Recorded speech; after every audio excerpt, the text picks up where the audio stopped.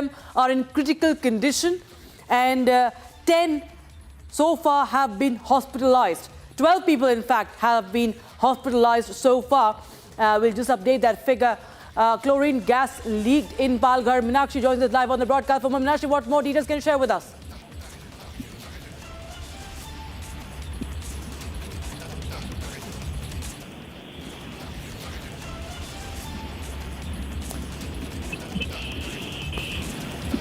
Meenakshi, whenever she starts speaking, we can just cut straight across. Till the time I'm just telling our viewers, 3 people are critical, 10 to 12 people have been hospitalized, 3 are in critical condition.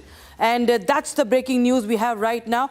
Big update coming in from Maharashtra. It's very, very dangerous. Nausea, breathing problems, eye irritation, all have been now reported, of course. And this is the big update we're getting in from Maharashtra. What really caused this chlorine gas leak? We do not know yet. Chlorine gas, the cylinder that was damaged reportedly, we do not know how was it damaged.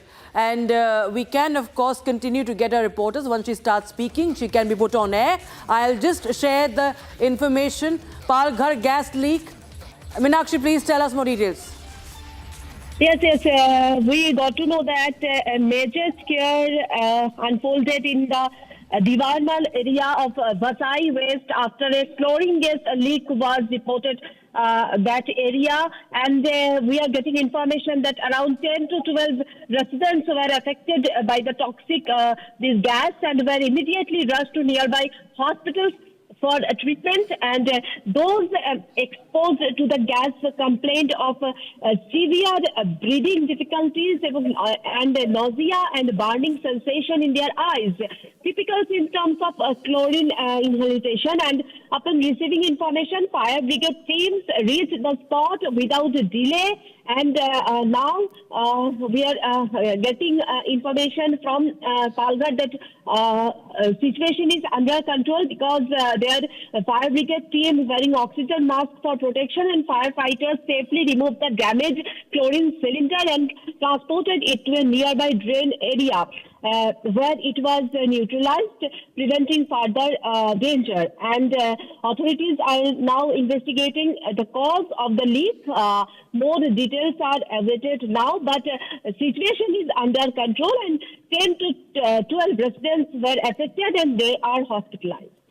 Rakshita. Right, Meenakshi, in fact, just, in September, in August, there was a gas leak at a pharmaceutical company also in Palghar, Meenakshi. And this, of course, now comes as a concern. It's the second incident in as many months that we see that such an incident has been reported. Any investigation so far? Have you spoken to the authorities and the law and order and the firefighting, the teams? Anything they suspect could have been behind, or what caused the cylinder to be damaged? No, they are not saying anything on it. Actually, they are saying everything is now under investigation. But what you have mentioned that similar gas leak at Palghar pharma units, we have seen the incident in August 21st, where 4 company officials booked for this incident, and 4 deaths reported at that incident that time. So after 2-3 months, another gas leak incident happened in Palghar, and it's really alarming. Right. We asked the same question to officials, but they are saying everything is under investigation now. All right. Thank you so much, Meenakshi, for joining us. Republic TV getting you the details first on your channel. Chlorine gas leak in Palghar, as 3 people are in critical condition and 12 hospitalized so far. All right, we start with the latest edition of What's Trending Tonight. Viewers, Indian cricketer Smriti Mandhana, just part of the World Cup cricket team, World Cup winning team. She was all set to get married to Palash Muchal, her fiancé, on the 23rd of November, until things went awry. Now, the internet notoriously have been commenting since last month that Smriti's life is on a roll, win after win. The proposal on the ground at the D.Y. Patil Stadium also had gone viral. Now, chaos has found its way into the star cricketer's life, with a much talked about and anticipating wedding now indefinitely postponed. Now, what has happened, viewers, is that festivities for the Mandana Muchal wedding had just kick-started in full swing. Pictures going viral from the haldi ceremony, teammates coming in, proposal from the stadium making the rounds on internet, and not too long ago, remember. But the wedding, originally scheduled for the 23rd of November, stopped abruptly when her father, reportedly, her father Srinivas, was hospitalized. Now, Mandana refused to proceed with the wedding, we are told, with her father being unwell, and Muchal too later fell ill from stress. That's what his mother says, speaking to the media, that he has been crying for hours for what had happened to Mandana's father, and now he's also in hospital for medical evaluation. Now, what has happened today, that Palak Muchal, the famous singer, and she happens to be the sister of Palash Muchal, has broken silence. She has shared this on her screen. This is the post. Due to Smriti's dad's health, Smriti and Palash's wedding has been put on hold. Would request all of you to please respect the privacy of the families in this sensitive time. And that is the first reaction from the Muchal family that has come in. But not just that, today she was spotted. Pictures came out of Palak Muchal. She was outside one of the hospitals in Mumbai, where this is the photograph, this is the video from social media that we picked up. She was visiting her brother, who is admitted in a hospital in Mumbai. And not just that, this visit was followed by her mother, his mother. In fact, her mother also visited Palash Muchal. Now, the rumor mills are rife with reports that there is a cheating angle to it. Smriti has removed every wedding-related post from her social media accounts. Okay, that's the quote. That's what Amita Muchal, Palash Muchal's mother, has said, that Palash has been very attached to the Smriti Mandana's father, and they are very much close together. So he got so affected by his illness, and he will not. They suspended the wedding festivities because of what happened to his her father. And since haldi was done, he did not let him go outside, and he has been crying, and he has been depressed, and he just fell sick. That he was in for 4 hours. He was in hospital. That he also was given IV drip, and he has undergone ECG tests as well. So we will be continuing with that story, and we shift our focus to the other story that we're tracking for you. It's the volcanic ash. The eruption in Ethiopia after 12,000 years has pushed an ash plume nearly 15 kilometers into the atmosphere, high enough to enter the stratosphere. And across the Arabian Sea. Now, this has triggered major flight disruptions, SIGMET alerts, and multiple cancellations by Air India and other carriers. So it's been suspected that event might also affect or worsen the AQI Delhi NCR, which is already in a dire state. Some flights will be diverted, and red and orange danger zones. Now, what are the...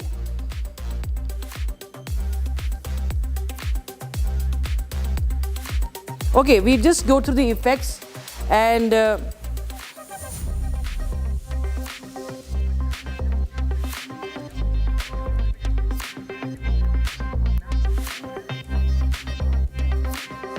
okay, so the volcanic eruption in Ethiopia has had a very limited but noticeable impact on a few Indian states, viewers. This is the map which shows the affected areas from north to the western states. Punjab, Haryana, Delhi, Uttar Pradesh, Rajasthan, Gujarat, and northwest Maharashtra. In fact, it entered from the Gujarat side. So that was the impact. That has been the impact, but what we understand is that it has left. It is leaving India. It is moving ahead, and probably what we understand is that there has been not much of a spike in the AQI levels, because Delhi, already suffering due to the toxic air, was dreading this ash, this volcanic ash. That, of course, was a big cause of concern.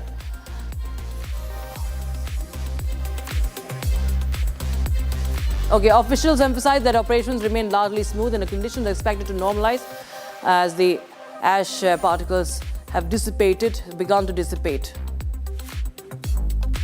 All right, shifting focus, viewers, to the other big story, one of the biggest stories. It's a momentous day for India, one that is forever etched onto our history. The first glance of the Dharma Dhwaj hoisted atop the Ram temple in Ayodhya by Prime Minister Narendra Modi. He had appeared moments before the ceremony that Indians have passionately awaited for centuries. Sri Ram Janmabhoomi Temple witnessed a landmark moment today as the Dharma Dhwaj was ceremonially unfurled with 161-foot main spire, marking the formal completion of temple's multi-year construction project. The hoisting of the saffron Dharma Dhwaja, a flag carrying deep historical, cultural and spiritual resonance, was executed following elaborate Vedic procedures and weeks of preparations by temple authorities and security agencies also. Now, the ceremony took place on the auspicious Panchami of the Shukla Paksha in month of Margashirsha, coinciding with the Abhijit Muhurat of Sri Ram and Mata Sita's Vivah Panchami, the union, the divine union signified. And the date also marks the martyrdom of Guru Tegh Bahadur, who meditated in Ayodhya for 48 hours in the 17th century. And that, of course, is the significance of this day. Now, let's take a listen in quickly to what the Prime Minister had said after the hoisting of the Dhwaja. Ram yani Adarsh, Ram यानी मर्यादा, राम यानी जीवन का सर्वोच्च चरित्र, राम यानी सत्य और पराक्रम का संगम, दिव्य गुणे शक्र समो रामः, सत्य पराक्रमः। राम यानी धर्म पथ पर चलने वाला व्यक्तित्व, रामः सत्पुरुषो लोके सत्यः सत्यपरायणः। राम यानी जनता के सुख को सर्वोपरि रखना, प्रजा सुखत्वे चंद्रस्य। राम यानी धर्म और क्षमा का दरिया, वसुधाया क्षमा गुणे है। राम यानी ज्ञान और विवेक की पराकाष्ठा। All right, so this, viewers, is the Dhwaja. We will just dissect it for you, and then we will have the man behind this Dhwaja, this sacred Dhwaja. Now, this is the Kovidar tree. This is the symbol of the Kovidar tree. The Prime Minister hoisted this right-angled Dhwaja, and that is of saffron color. A triangular saffron flag, 10 feet in height, 20 feet long, bearing the image of a radiant sun, symbolizing Lord Ram's valor and, of course, the lineage of a Suryavanshi, Kovidar tree and Om. Now, it's atop a shikhar built in the traditional Nagar architectural style. This Dhwaja, unfurled today, viewers, is rich in iconography and meaning. Saffron flag, long associated with sacrifice, renunciation and pursuit of high ideals. I'll now request our special guest, Mr. Lalit Mishra, to please come and explain, sir. A very warm welcome, sir, on Trending tonight. And, sir, you've discovered this. You know the science behind this, because in our Sanatan Dharma, everything has a very deep meaning, sir. So please go ahead and explain, sir. So what you see here is the emblem of Kovidar tree. So Kovidar tree is not an ordinary tree. It's a very special tree. It is produced by Kashyap Rishi. So what he did, he added the essence of Mandar, one tree, to another tree that is called Parijat. Right. So it is a kind of a hybrid plant, and our history, because it is established now, makes it the world's earliest experimentation of the hybridization. The world's first and foremost hybrid plant, which is this Kovidara. Right. So that is its historical significance. Yes. And now when Kashyap Rishi made this plant, he gave no name. So the situation of no name, the plant has no name, has become its name. Kovidar means, in Sanskrit, it is ko kah api ad daru. Ko api ayam daru.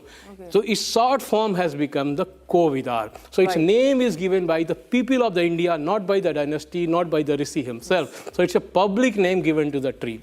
Okay. And it has got huge medical features. It helps us thyroid, treating thyroid, treating the inside the bones which we have within the body. And because this was a scientifically produced plant, Ayodhya, it is the progressiveness of the Ayodhya rulers that they welcome this tree on their flag. Right. So, Okay. And then you have the Om, the divine sound, sir. yes, Om. exactly. So, exactly, the Om is, the Vibration. primordial sound of the Sanatan Dharma, the sound which never broken.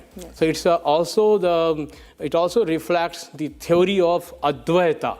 Because it is believed that since when this cosmos, this Brahmanda has come into existence, the Om sound is still continuously going on and on. Right. So these two symbols, and because Bhagwan Sri Ram belonged to the Sun dynasty, Yes. so that's why we made this Sun symbol as Suryavanshi well. lineage. Suryavanshi, because he was Yes. the Suryavanshi. Yes. So Kovidar, the Rishis tradition, and we identified this tree, particularly the Kovidar tree, based on the based on the characteristics given by its founder, Kashyap Rishi. Right. He said these flowers of this tree would have beautiful mixture of the violet and the rose. Okay. The rosy color and the violet color, both the mix. It looks very beautiful when you see in sector 132 Noida. This Okay. plant is, naturally came up, and somebody can go and see. So we got half a dozen these plants planted during the Pran Pratishtha Samaro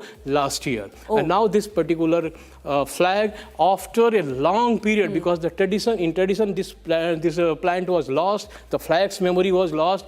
After the Tretas, directly in Kali Yuga, in 21st century, the plant and the flag goes back to the Ayodhya. So it is kind of bringing the live memory, live heritage of our culture, our Sanatan Dharma, from Treta to 2025. Absolutely, so that is sir. the significance. And just one final line, because many are questioning that why is this being done now? So if you could just explain that what does it really signify, the Dhwaja Rohan, why is it so special and such a grand ceremony, sir? See, Dhwaja denotes the pinnacle. So mandir has come up. So Sikhar is the topmost point of any temple, which our tradition, our culture describes, and how a flag is manufactured is given in certain scriptures, Vishuddharmottara Puran, Matsya Puran, and other scriptures. So fine. So the Dhwaja could be made, but what answer to your question lies in the history.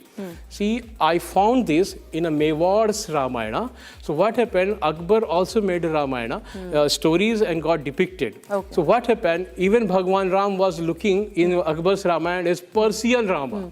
Yes, our rishis were looking like Sufis. So Islamization of the Ramayana tradition was, understood by Mewad's rulers. And then Rana Jagat Singh, he came up to restore our culture and keep it protected from the influence of Mughals. So they initiated a cultural struggle, cultural war against the Mughals' influence. And in their manuscripts, while I was working, I spotted this. And there is also world level of world level importance of this particular flag and the tree. In the history of the world flags, India is given lower place. China, Greeks and Roman empires are given the higher place. Now with this Treta and that antiquity, it will place India at the on the first position, the historically first position on the top of the world. Yes. So this is one. So this is the one world's earliest experiment of the hybridization. Yes, Was earlier, that is a sign. And we requested the government to get this genetic study done. We have given the proposal. We are ready. As the government asks, we will be starting the genetic studies.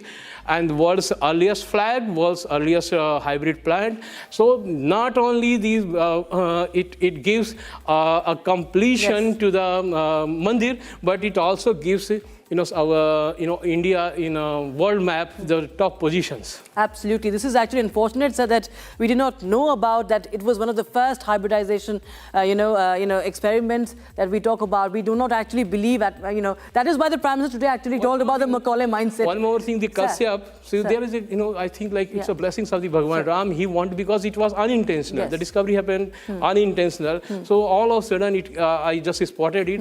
And I myself come in the lineage of the Kashyap. So the tree which was lost, which was made by the Kashyap, is reinvented by a person who belongs to the same lineage. Wow. That's wonderful, sir. But thank you so much for enlightening us with, understanding. Thank you so much for discovering and also explaining this flag to the nation, sir. Thank you so much, sir. Thank you so much. So, viewers, that is, of course, about the Dharma Dhwaj, the carefully engineered structure meant to endure the elements for years. It's a parachute-grade, weather-resistant fabric that is designed to withstand high winds, rain, intense sunlight. So it's going to be there for years and years, and within some periods it will be changed also, viewers. With that, viewers, we shift our focus to the other stories. In fact, we will be telling you what the Prime Minister had said during the Dhwajarohan. Ram यानी आदर्श, राम यानी मर्यादा, राम यानी जीवन का सर्वोच्च चरित्र, राम यानी सत्य और पराक्रम का संगम, दिव्य गुणे शक्र समो रामः सत्य पराक्रमः, राम यानी धर्म पथ पर चलने वाला व्यक्तित्व, रामः सत्पुरुषो लोके सत्यः सत्यपरायणः।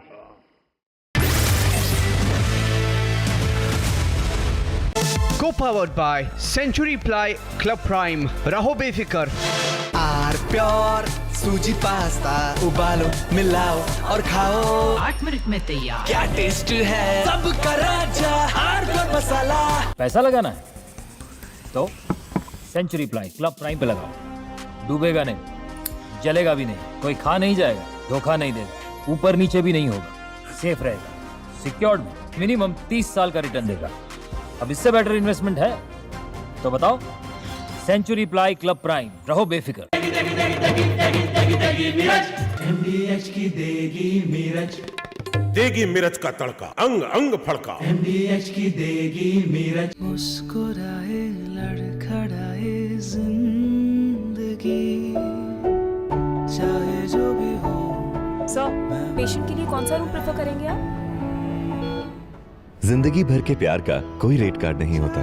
Tata AIG health insurance, with you like family, with you always. R pure सूजी पास्ता उबालो मिलाओ और खाओ 8 मिनट में तैयार। क्या टेस्ट है सबका राजा are pure masala.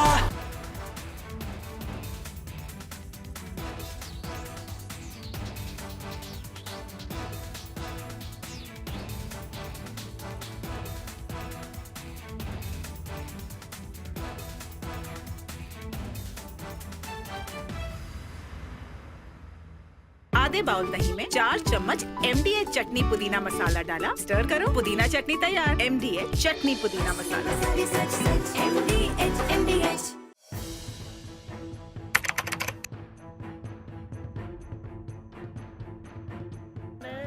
So in the past, we would see most of the terrorists who would get arrested, they would be like the people who would be working at a very low level. But today we have seen the white collar suspect.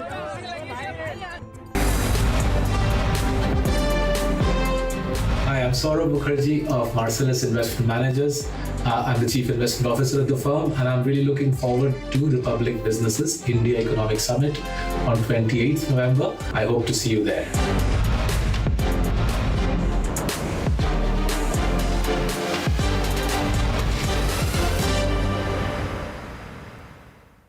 Co-powered by Century Ply Club Prime. रहो बेफिक्र।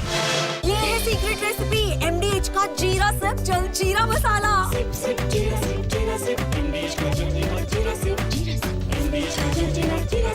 QSMTHE, the world's foremost university rankings organizations, have ranked Amity amongst the top 3% universities globally, making it among the very few Indian universities to be included in both rankings. Yet another top ranking for Amity University.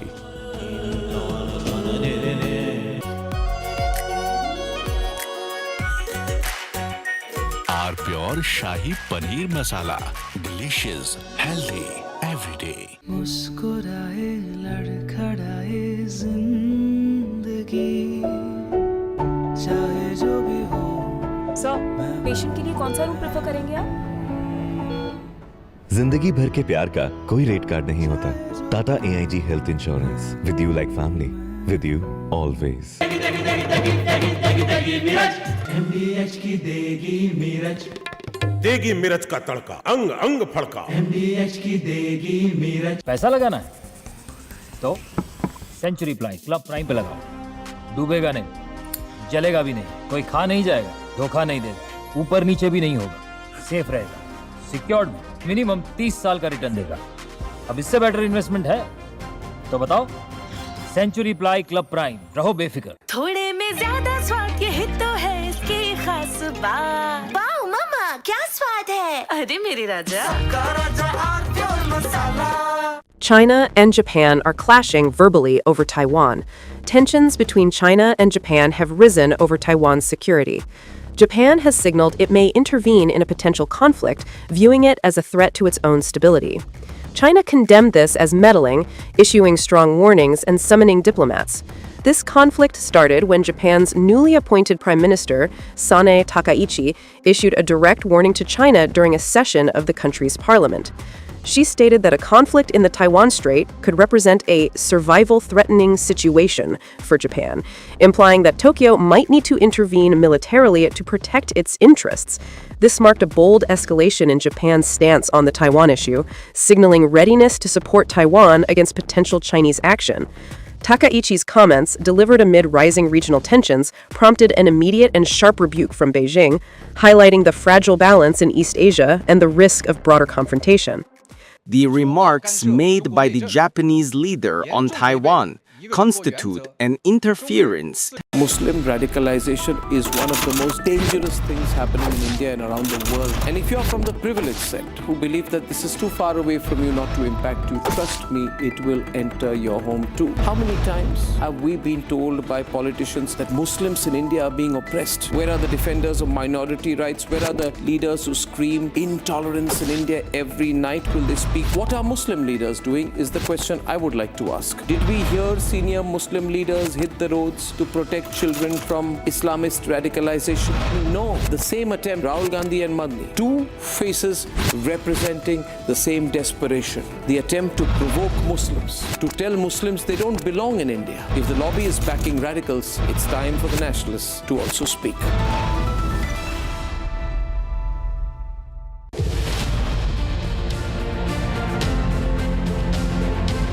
India's growth, if it has to get into a $5 trillion and subsequently a $10 trillion economy by 2047, has to be driven by the private sector. And the government role has to be just that of a facilitator and catalyst. And we have a very vibrant, dynamic private sector. We should just unleash the energy of the private sector by good policy decisions. That's important.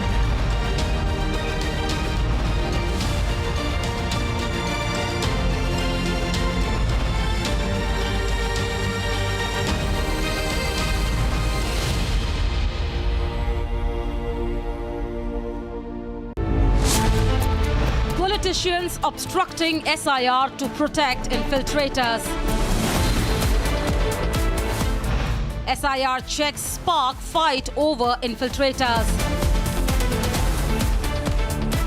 Debate sharpens over non-citizens on rolls. Debating tonight at 9 p.m.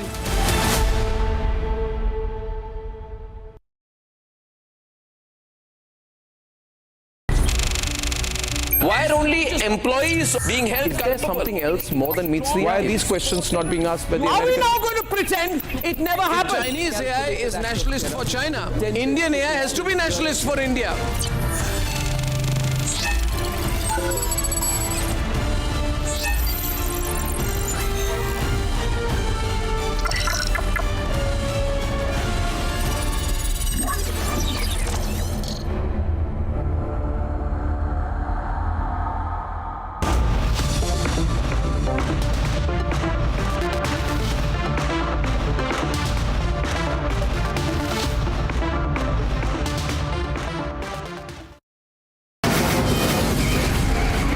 From the Republic Media Network headquarters, it's time for Arnab Goswami on the debate.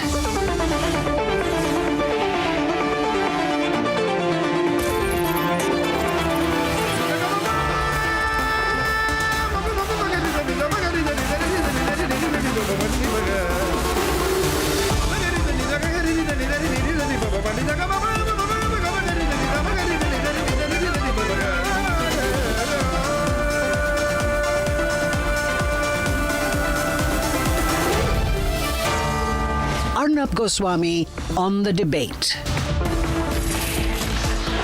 On the show tonight was the growing significance of the statement made by the Prime Minister at the Dhwajarohan ceremony on the completion of the Sri Ram Janmabhoomi temple in Ayodhya.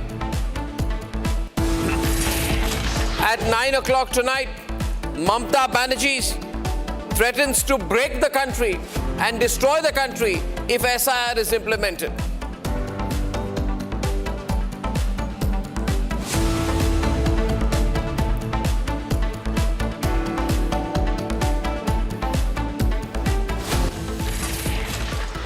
Ladies and gentlemen, there was a time, not very long back, when the Congress party was in power. And the Congress party has been historically an anti-Hindu and pro-Muslim party. It has been a pseudo-secular party. It is a party, after all, whose founders were foreigners, ladies and gentlemen. And therefore, when the Congress party was in power, you were expected to underplay anything that represented Hinduism. You were supposed to attend all the iftar parties in the world to show how progressive you are. And you were supposed to underplay anything to do with Hinduism. And that is why, from that time to now, today the Prime Minister hoisted an 11 kilogram, 22 feet long, 11 feet wide, saffron flag, Bhagwa Dhwaj, at the Ram Mandir in Ayodhya. What a beautiful ceremony. And a great significance of this event also is, ladies and gentlemen, the fact that it marks the completion of the Sri Ram Janmabhoomi temple's main spire and outer wall. A 42-foot Dharma Dhwaj, engineered to rotate with the wind as per ancient temple design, is hoisted in the most sacred Abhijit Muhurat. The Dhwaj was hoisted on a very sacred day as well. And this was such an important thing. The growing sense of Hindu pride in the country. We look at these images and we are grateful for this time that we are living in. But the Congress party was very angry. Let me show you what the Congress has said. The Congress said this country has no religion. The Congress party, which is in denial, whose leader is more often in Colombia and Bangkok than in India. Rashid Alvi, not Ajay Rai there. Rashid Alvi of the Congress party said, will Narendra Modi hoist a flag on a mosque, a gurdwara or a church? He wants to hoist a saffron flag on the Ram Mandir for political benefit. He should learn true secularism from who else, according to them, but Pandit Jawaharlal Nehru. Ladies and gentlemen, the Congress party should explain to us why was Prime Minister Jawaharlal Nehru, when he was Prime Minister, offering the chadar in Ajmer Sharif Dargah every year? Was that a religious comment? Did Nehru visit the Kumbh Mela also in 1954, though his great-grandson doesn't? Did that make Nehru a one-time secular? Or did that make him non-secular because he went to the Kumbh Mela? Months after Sanjay Gandhi's death, ladies and gentlemen, Indira Gandhi visited the Chamunda Devi temple in Himachal Pradesh in December 1980. When she visited the temple, was she communal? Ladies and gentlemen, they are questioning why Prime Minister Narendra Modi did the Dhwajarohan in Ayodhya today. The Prime Minister is also the same person, ladies and gentlemen, who has stood by every single moment of Hindu pride. Does the Congress party want the Prime Minister of the country to be an atheist? Which part of the Constitution of India says that if you are the Prime Minister of India, where there are more than 80 to 85% Hindu population, you have to be an atheist?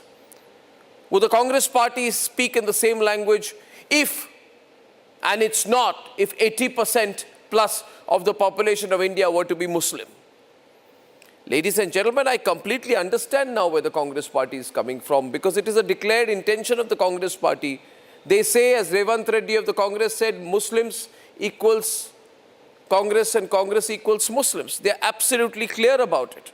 Absolutely clear about it. Now they question why the Prime Minister was in Ayodhya for the Dhwajarohan.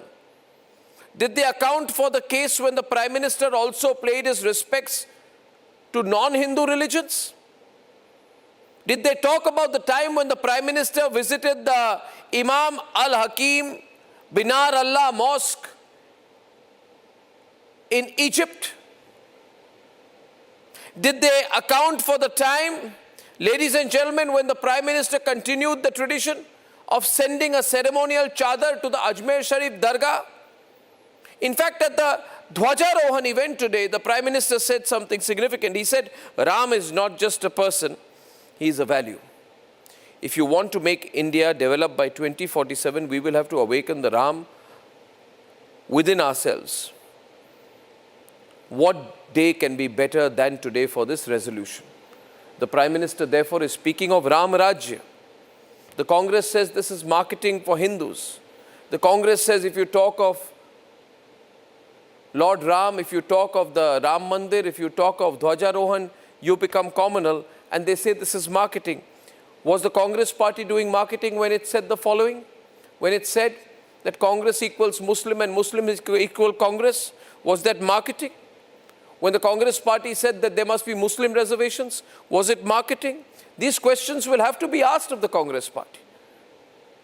They are, and everybody knows they are a pro-Muslim party. They have chosen to be a pro-Muslim party, but they cannot be anti-Hindu in a country where more than 80-85% of the population is Hindu. Ladies and gentlemen, talking of Ram Rajya, the word Satyagraha has been mentioned 110 times, roughly, in the 557 odd pages of my experiments with truth. Meaning, Mahatma Gandhi talks about Satyagraha once in every 5 pages or 1,000 words. Ladies and gentlemen, over 6 lakh times in his 31 years in active politics, ladies and gentlemen, and maybe more, even by conservative estimates. So Mahatma Gandhi kept talking about Satyagraha, Satyagraha. Is that not a Hindu concept?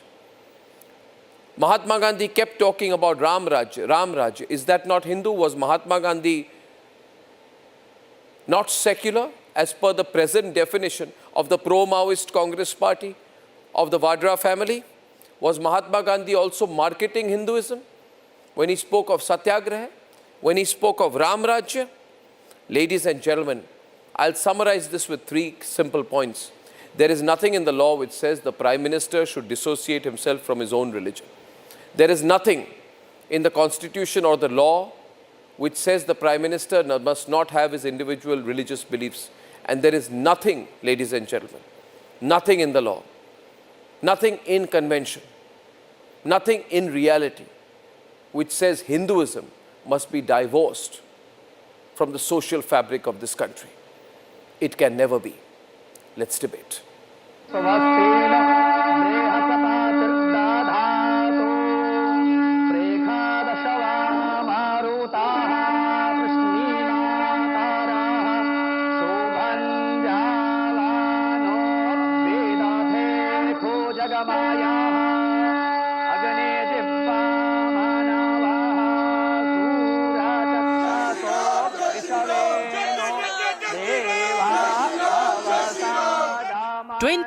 November 2025, a date etched in eternity. Orchha के राजा राम से लेकर रामेश्वरम के भक्त राम तक और शबरी के प्रभु राम से लेकर मिथिला के पाहुन राम जी तक भारत के हर घर में, हर भारतीय के मन में और भारतवर्ष के हर कण कण में राम है। जय सिया राम, जय सिया राम, जय Siya Ram. In Ayodhya, the cradle of Ram Rajya, Prime Minister Narendra Modi hoisted the 161-foot Dharma Dhwaj of the Sri Ram Janmabhoomi temple.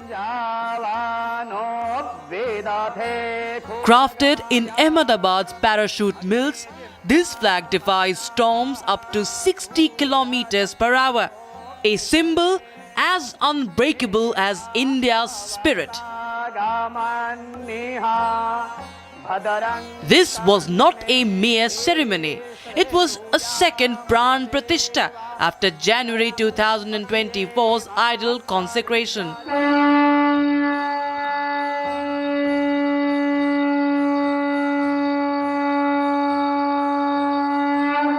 All 44 doors flung open. Aarti echoed on Vivah Panchami, celebrating Lord Ram and Goddess Sita's union.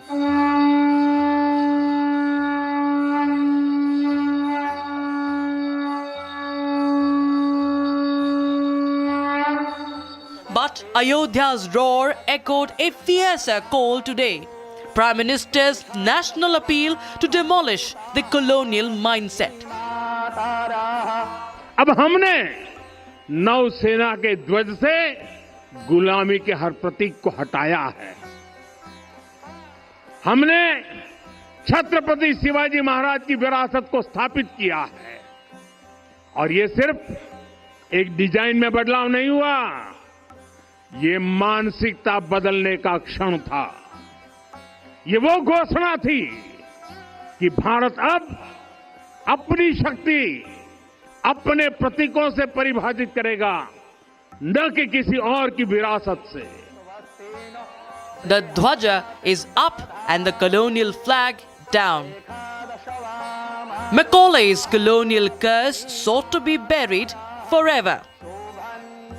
Macaulay नाम के एक अंग्रेज ने भारत को अपनी जड़ों से उखाड़ने के बीज बोए थे। मैकाले ने भारत में मानसिक गुलामी की नींव रखी थी। भारत को गुलामी की मानसिकता से मुक्त करके रहेंगे। But the opposition already seems nervous and jittery about the rising Hindu pride. हो सकता है कि उनको विचारों को इसलिए ना बुलाया गया हो कि वो दलित हैं, वरना प्रधानमंत्री के कार्यक्रम में सबसे पहला नहीं होता तो वहाँ के लोकल सांसद को जाना चाहिए था। हो सकता है कि ये सोच रही हो। हमारे प्रधानमंत्री कोई अवसर नहीं छोड़ते हैं पब्लिसिटी का, और ये तो एक अच्छा मौका था, जबकि ये काम किसी धर्म गुरु को देना चाहिए था। कोई धर्म से प्रभावित होकर या श्रद्धा से उन्होंने ये काम किया, ऐसा नहीं है। वो सिर्फ इसका राजनीतिक लाभ उठाने के लिए ऐसा काम किया है। Some in the Congress even calling the historic day in Ayodhya a political show. भगवान राम की आराधना पूजा सब लोग करते हैं, सब लोग उनके उपासक हैं, और जो इस तरीके की जो मार्केटिंग हो रही है, निमंत्रण दिया जा रहा है, तो मैं समझता हूं कि ये केवल और केवल मार्केटिंग करके अपने वाहवाही लूटना है। Ayodhya's Dhwaja flutters as a beacon of Ram Rajya Mahatma Gandhi cherished. But opposition fails to get the message. Will the Congress heed to the Prime Minister and come out of the colonial mindset is the question.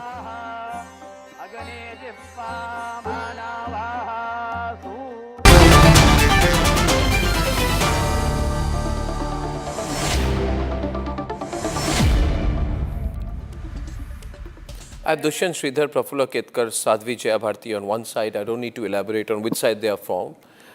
They are supporting the pro-Hindu side. They are pro-Hindu, and I'm so happy and proud that in India we can say somebody is pro-Hindu, because if you were told, in Congress time that you're pro-Hindu, you would be put in jail. Now, we have on the other side Tariq Ahmad Lari of the Samajwadi Party, Harish Mohammad Ibrahim, political analyst, and Congress Party's Ratnakar Tripathi. Ratnakar जी, वैसे जो Congress party के मुस्लिम नेता है, pro मुस्लिम Congress party के मुस्लिम नेता तारिक अनवर, उनको क्या पता है कि हिंदू धर्म क्या होता है, जो वो ज्ञान दे रहे हैं वहाँ पे कि हिंदू धर्म के मुताबिक ये होना चाहिए, हिंदू धर्म के मुताबिक वो होना चाहिए। वो मुस्लिम नेता है, वो खुद मुस्लिम है और वो एक प्रो मुस्लिम पार्टी के नेता हैं, तो वो हिंदू धर्म के बारे में लेक्चर क्यों दे रहे हैं कि क्या करना चाहिए था, क्या नहीं करना चाहिए था। और एक बड़े हिंदू कार्यक्रम में, in a very major Hindu religious ceremony, why should a Muslim leader make offensive comments about the Hindu religion? If a Hindu were to make offensive comments about a Muslim religious ceremony, then people would say, Sar tan se juda. आप बोलने देंगे कि फिर आप They would say, Sar tan se juda. Now you are using these words, saying this is marketing, this is terrible, this is publicity. देखिए मेरे पास खुद भी समय बहुत कम है, आप बोलने देंगे क्या? हाँ बोलिए ना, आपको रोक नहीं रहा हूँ. You don't have to be on back foot. तो आप ही रोकते हैं ना. उनको उतना ज्ञान तो जरूर है सनातन धर्म के बारे में जितना अमित शाह जी मोदी जी को इस्लाम के बारे में था जब वो इस्लाम की सारी नीतियों पे बात कर रहे थे. भारत में रहते हैं जिससे पहले हिंदुस्तान किस नीति? ट्रिपल तलाक की बात कर रहे हैं? कई बात की बात कर रहा हूं. ट्रिपल तलाक, पॉलीगैमी, 4 बीवियां होना, फॉर मैरिंग 4 women. फिर बीच में बोले आप सर. नहीं, किस पार्ट? निकाह हलाला कि 12 साल की बच्ची के साथ निकाह हलाला के नाम पर बलात्कार करना, उसके बारे में बोल रहे हैं. आप बताइए ना कौन सी नीति के बारे में बोल रहे हैं? ना आपको मैंने बीच में टोका. Have the decency sir. बीच में मत टोकिए. Don't be on back foot sir. No, I am not on the back foot. Everyone on the हाँ, तो मैं बता रहा था उतना ज्ञान उनको है. और जहां तक रही बात इनकी माननीय प्रधानमंत्री जी की, तो बस मैं एक शब्द में कहूंगा, मन ना रंगाए रंगाए जोगी कपड़ा. अरे मैं तो उस शहर में पैदा हुआ हूं, पला हूं, बड़ा हूं और रहता हूं जहां धर्म ध्वजा तो हर जगह रहती है. जो मंदिर है उस पर धर्म ध्वजा होगी. रहते हुए भी कुछ सीख नहीं पाया. फिर आप बीच में बोले. मैं बीच में नहीं बोल रहा, एंड में बोल रहा हूं. Speaking at the end. मंदिर की प्राण प्रतिष्ठा हो गई, लोग दर्शन करने लगे, वहां ध्वजा थी नहीं मंदिर की. मुझे ज्यादा शौक तो इस बात का है जो आप बोल रहे हैं. और फिर आपने कहा कि प्रधानमंत्री जी ने बात की राम मंदिर वैल्यूज की. तो वैल्यूज तो लिखा है चारिमानस जी में, दैहिक दैविक भौतिक तापा राम राज काहू नहीं व्यापा. और यहाँ दैहिक दैविक भौतिक है तो ताप हो रहा है पूरी भारत की जनता को. और आपको मैं एक बात और बता दूं, जो colonial mindset, change the colonial mindset का आप करते हैं ना, एक चीज चेंज करवा दीजिए डॉक्टर गोस्वामी. आपके चैनल पर मैं 10 बार बोल चुका हूं, फिर बोल रहा हूं. प्रधानमंत्री जिस प्लेन से पूरे विश्व की यात्रा करते हैं ना, उस पर वीटी लिखा रहता है.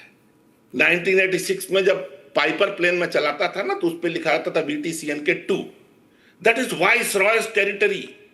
He still goes in the plane which has the symbol of Viceroy territory. उनसे कहिए वो चेंज कराते.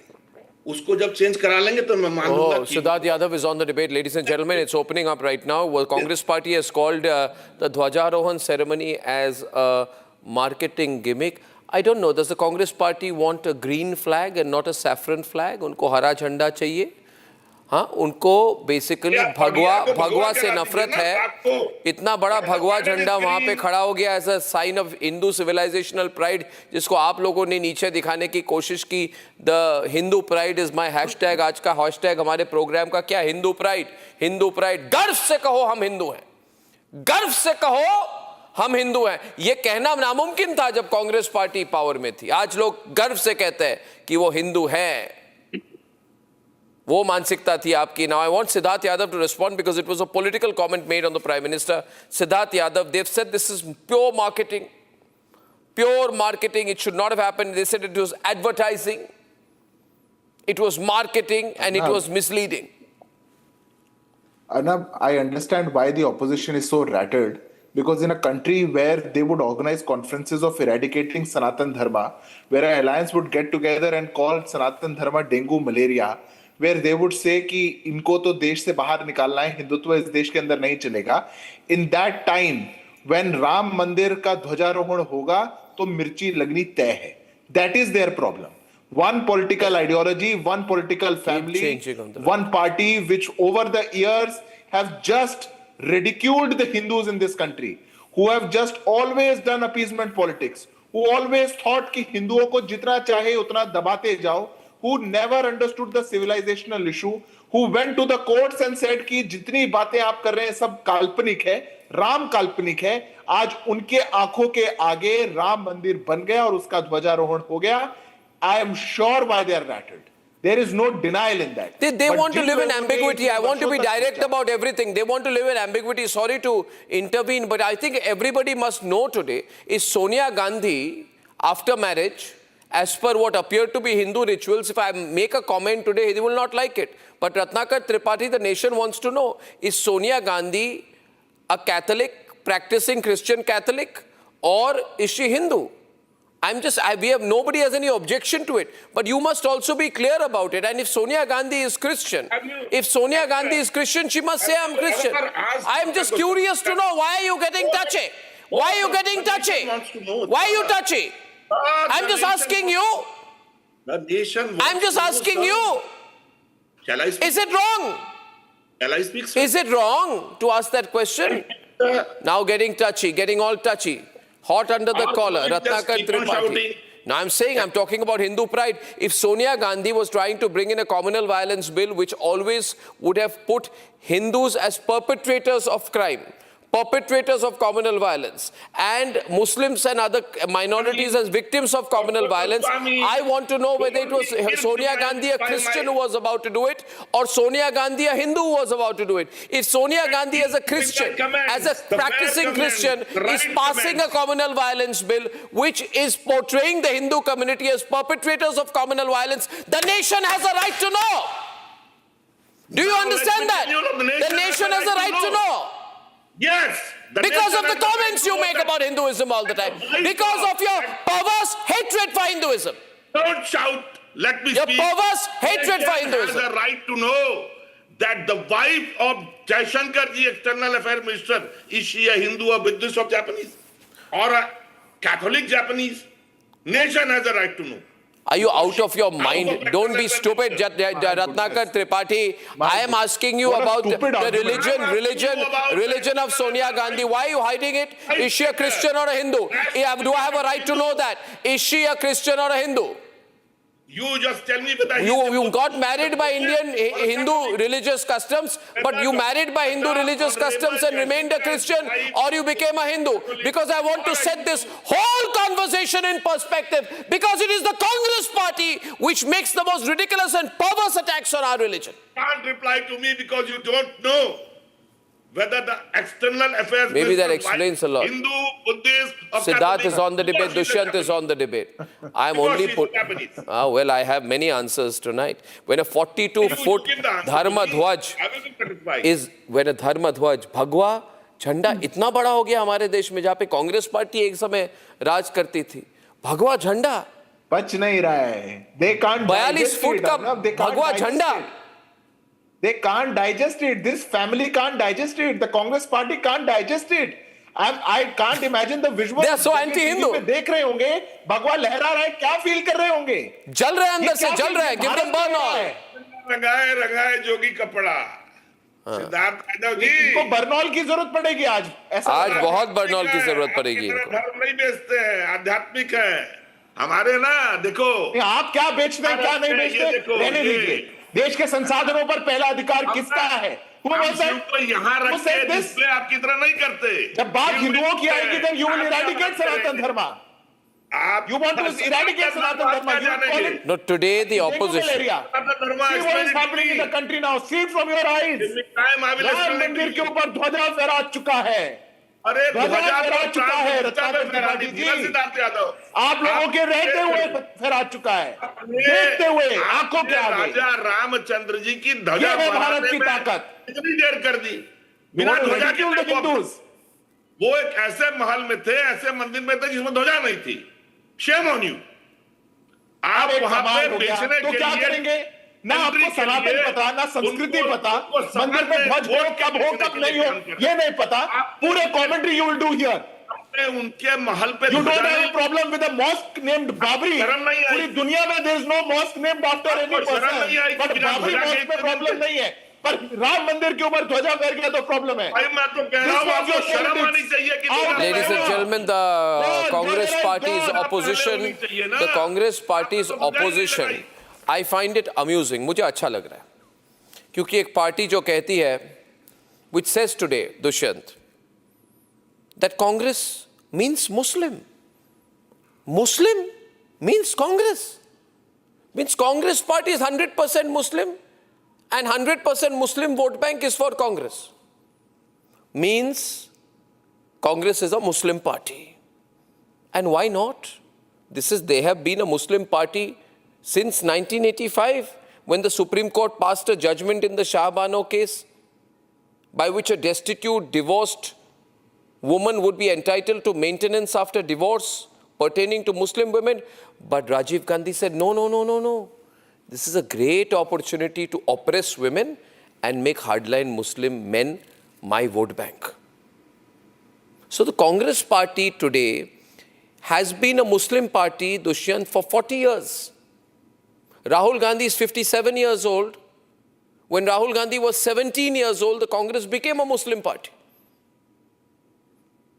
There is nobody who can factually argue with this clear position I have taken. Dushyant, this anger, angst, bile against the Dhwajarohan ceremony because it's open declaration of Hindu pride. How do you view this, Dushyant? Namaskaram, Arnab. Namaskaram to all my fellow panelists and to all the viewers across the world who are watching Republic TV. As an apolitical person, I wish them the best wishes on such an auspicious day when there was Dharma Dhwajarohanam that happened in Rama Janmabhoomi. 3 very quick points, Arnab. So Valmiki Ramayana clearly mentions Kovidara Dhwajorate. So the motive of Kovidara on the flag, I was actually on your channel, Arnab, this afternoon while I had to give a running commentary. I just swelled up because I couldn't hold my tears when I saw that Kovidara Dhwaja. It is a momentous occasion, there's no doubt, because our art forms, be it our music, dance, cuisine, textiles, architecture, everything is so much influenced by the Ramayana. Rama lives in our hearts. That said, second point I would like to make, Arnab, there is an accusation on the throne at the current Honorable Prime Minister that how could he be a part of the Dhwajarohanam of a Hindu temple. I would just like to give you one example, Arnab. The Kuladevata, the family deity of Prabhu Sri Ramachandra, is Ranganatha Swami, who is now in Srirangam. That's a beautiful temple town in the state of Tamil Nadu. In 1987, when there was this Samprokshanam for the Gopuram that happened in that temple, then Chief Minister of Tamil Nadu, M.G. Ramachandran, from a Dravidian party called AIADMK, attended this ceremony, presided over the ceremony. A Chief Minister from a Dravidian party in the state of Tamil Nadu presided over a temple event, and Narendra Modi ji cannot preside over a temple event in Ayodhya. That itself is amusing. Probably their partner who's leveling this accusation should answer. Third, last point, Arnab. Had this been, this event would have never occurred 10 years back. Just imagine a person like me who sports a tilak on my forehead would have never been called to a TV debate, because you just not have to speak English, you have to look English. But in the last 10 years, something that has really happened amongst the masses is you don't have to be apologetic to be a Hindu. You can sport your religion on your sleeve without hurting any other religion or community. And this is what the Prime Minister has demonstrated, and I'm extremely proud of him. And you know, Harish, what's the problem, Harish? What's the problem, Harish? I mean that, you know, the fact is that Hindus are 85% out of the population of India, and Muslims are about 15% of the population of India, 85%, somewhere in between that, or 80%. Now, you can't suppress a religion, right, followed by how many? Over 1.1 billion Hindus. You can't do that. In fact, in the coming years, Harish, Hinduism will become more assertive, more vocal, and there'll be a greater research and understanding and appreciation for India's infinitely deep Hindu roots. Hinduism in our soul, Hinduism in our history, Hinduism in our culture. It's not marketing. But all these things that have happened will have to be corrected. Historical wrongs, Harish, Tariq ji, will have to be corrected, because Hindu pride is becoming a very major thing. Someone told me recently that even young people are coming together to sing bhajans, and I was so happy. That means that among young people, Prafulla Ketkar, Sadhvi Jaya Bharti, among young Hindus, there is growing pride, there is growing assertion, there is a deep sense of pride at the greatness of the Hindu religion. Shouldn't you be happy, Harish? Tariq? Yeah. This is going to be the base for a Rama Rajya in the future. There will be Rama Rajya in the future, as Mahatma Gandhi wanted. Mahatma Gandhi's vision of Rama Rajya will come alive, right? And after all, what is Mahatma? Mahatma means Maha-Atma, right? It has Sanatan roots. It has Sanatan roots. The word Mahatma aligns with Sanatan Dharma's teachings on inner divinity, spiritual greatness, transcendence of the physical self. Everything here, our political history is rooted in Hinduism. Harish, you know, our political history is rooted in Hinduism. And we must all now, including you, me, Prafulla Katkar, learn to welcome it and be happy at what we are seeing around us. I'm sure you're happy, Harish. No, Yeah, Praful, everyone should be happy now. Absolutely. I don't know what's going on. Because Babur and Aurangzebs were aggressors for all Indians. Present day Muslims are also victims of Babur's and Aurangzeb's policies. Absolutely. Please try and understand. So we need not celebrate them. We need not. If Congress and Communists would not have been there, the Muslims and the Babri... I don't know why the government has not renamed Aurangzeb Road and Babur Road and all these Humayun Road and all these roads in Delhi. Why roads in Delhi named after Babur? Yeah, we should talk Aurangzeb. about it. Aurangzeb is fortunately changed to Dr. APJ Abdul Kalam. Harish, you understand, so no? Harish, Tariq. The point we need to understand is, this is a civilizational justice that we are civilizational shift. People who talk about social justice, they want to talk everything shit about the, on caste lines, but they don't want to accept the historical reality on the religious persecution. And I want to talk, I want to tell people like Tariq Bhai, please try and understand. On the record, KK Mohammed, who was one of the main person involved in the excavation through Archaeological Survey of India, he said, if communist historians and the Congress party wouldn't have been there, there wouldn't have been Babri Masjid Action Committee and Muslim instigation. Muslim would have happily accepted the historical reality that Ram Mandir existed. None of those historians actually came forward and gave their any statement in the Supreme Court. That shows their hypocrisy. The same hypocrisy happened now when Somnath reconstruction happened. Sardar Patel and K. Munshi. No, speak in English, please, for a wider English audience tonight. Thank you, and please continue. You want to say something? Can I say something? Yes. First of all, ये prime minister होने का ये मतलब नहीं है कि आदमी अपने धर्म का पालन नहीं करेगा. सरकार सेकुलर होती है, लेकिन जो व्यक्ति बैठता है वो अपने धर्म का पालन करता है और सबको बराबर की निगाह से देखता है. मैं अगर कल को सांसद हो जाऊं तो क्या मैं अपने धर्म का पालन करना छोड़ दूंगा? क्या मैं नमाज पढ़ना छोड़ दूंगा, कुरान पढ़ना छोड़ दूंगा, मस्जिद में जाना छोड़ दूंगा? अरे भाई, वो एक हिंदू है, सनातनी है, वो अब जा रहे तो उसमें कौन सी बात है? ये रत्नाकर त्रिपाठी जी को समझाइए. ये रत्नाकर त्रिपाठी जी और उनके पार्टी को समझाइए. रत्नाकर जी की तो बहुत बड़े आदमी, हमारे बड़े भाई हैं, लेकिन जिन साहब ने ये कहा है वो राशिद अल्वी साहब, मैं उनको आज से नहीं, जब मैं 15 साल का लड़का था तब से उनको जानता हूँ, तब से जानता हूँ. यहाँ तो अभी कुछ ही दिन हुआ आए हुए, उससे पहले वो बीएसपी में थे, तो बीएसपी में टिकट भी हमारे पापा नहीं दिलवाया था. वो छोड़ दिए राशिद अल्वी साहब की बात. हम बहुत अच्छी तरह जानते हैं राशिद अल्वी साहब को. कहाँ उनकी बातों में आ रहे हैं आप लोग? भैया रत्नाकर भाई, आप कल को प्राइम मिनिस्टर हो जाएंगे तो क्या आप अपने धर्म का पालन करना छोड़ देंगे? मंदिर जाना छोड़ देंगे? तिलक लगाना छोड़ देंगे? या मैं करना छोड़ दूंगा? भाई मैं तो नहीं छोड़ूंगा. मैं मंत्री भी हो जाऊंगा, मैं राष्ट्रपति भी हो जाऊंगा, मैं प्रधानमंत्री हो जाऊंगा, तो भी अपने धर्म का पालन करना थोड़ी ना छोड़ूंगा. तो मेरे धर्म के ऊपर कमेंट करेंगे? अरे ये बेवकूफी की बातें. मुद्दों में कमेंट करिए, मुद्दों में कमेंट करिए, बेरोजगारी पे कमेंट करना चाहिए. वो कह रहे हैं कि आपको जबरदस्ती धर्म परिवर्तन कराया गया. कहाँ राशिद भाई ने कहिए, कहाँ राशिद? अब हम राशिद भाई कह रहे हैं, आप समझ सकते हैं प्राइवेट में क्या कहता हूँ. राशिद जी से कहिए कि कम से कम इतना ध्यान रखे, हर चीज को पकड़ के बैठ जाना और टीवी में आने से काम नहीं होता है, सिर्फ इसलिए कि टीवी में नाम आ जाए. अरे but natural he is a Hindu man. मैं खुद कब से कहता हूँ कि मैं सनातनी हिंदुस्तानी मुसलमान हूं. मैं कहता हूं, मैं 100% कहता हूं हिंदुस्तानी सनातनी मुसलमान हूं. क्या वो नहीं है? आप तो सनातनी हिंदुस्तानी है, मैं तो सनातनी हिंदुस्तानी मुसलमान हूं.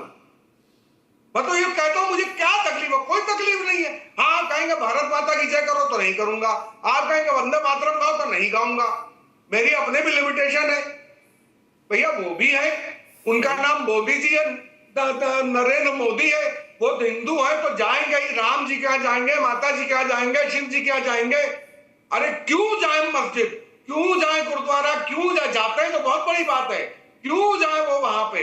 पिछली बार हुआ था कि साहब मोदी जी ने टोपी पहनने से मना कर दिया, अरे भैया आप तिलक लगा लो फिर जाकर, तो वो उसके लिए नहीं तैयार हो। तो मुल्ला जी है, उस दिन मुल्ला जी बड़े बिलबिला गए थे मेरे ऊपर। तो ऐसे काम नहीं होता, आप तिलक नहीं लगाओगे लेकिन दूसरों को टोपी पहनाओगे, ये नहीं होता है। आई डोंट एग्री, ये सेक्युलरिज्म का मतलब नहीं है। सेक्युलर का मतलब कुछ होता है और कम्युनल का मतलब कुछ होता है। सेक्युलर सीखिए, सेक्युलरिज्म क्या है, हमको भी सीखना चाहिए। लेकिन लोग तो बस आजकल हिंदू मुस्लिम बस, और कुछ बचा ही नहीं। आपको क्या जरूरत थी शगुफा छोड़ने की, मतलब पौन घंटे की डिबेट हो गई। अरे डिबेट होती है, अच्छी डिबेट होनी चाहिए। आप मुझे डिबेट की मत सिखाइए। देखिए द हिपोक्रेसी इज दिस। देखिए Tariq, you have to understand this, and Harish and Ratnakar, any of you may be anti-Hindu, but you'll have to understand it. Manmohan Singh, when he was Prime Minister, when Manmohan Singh was you have a right to be anti-Hindu. I have a right to oppose you.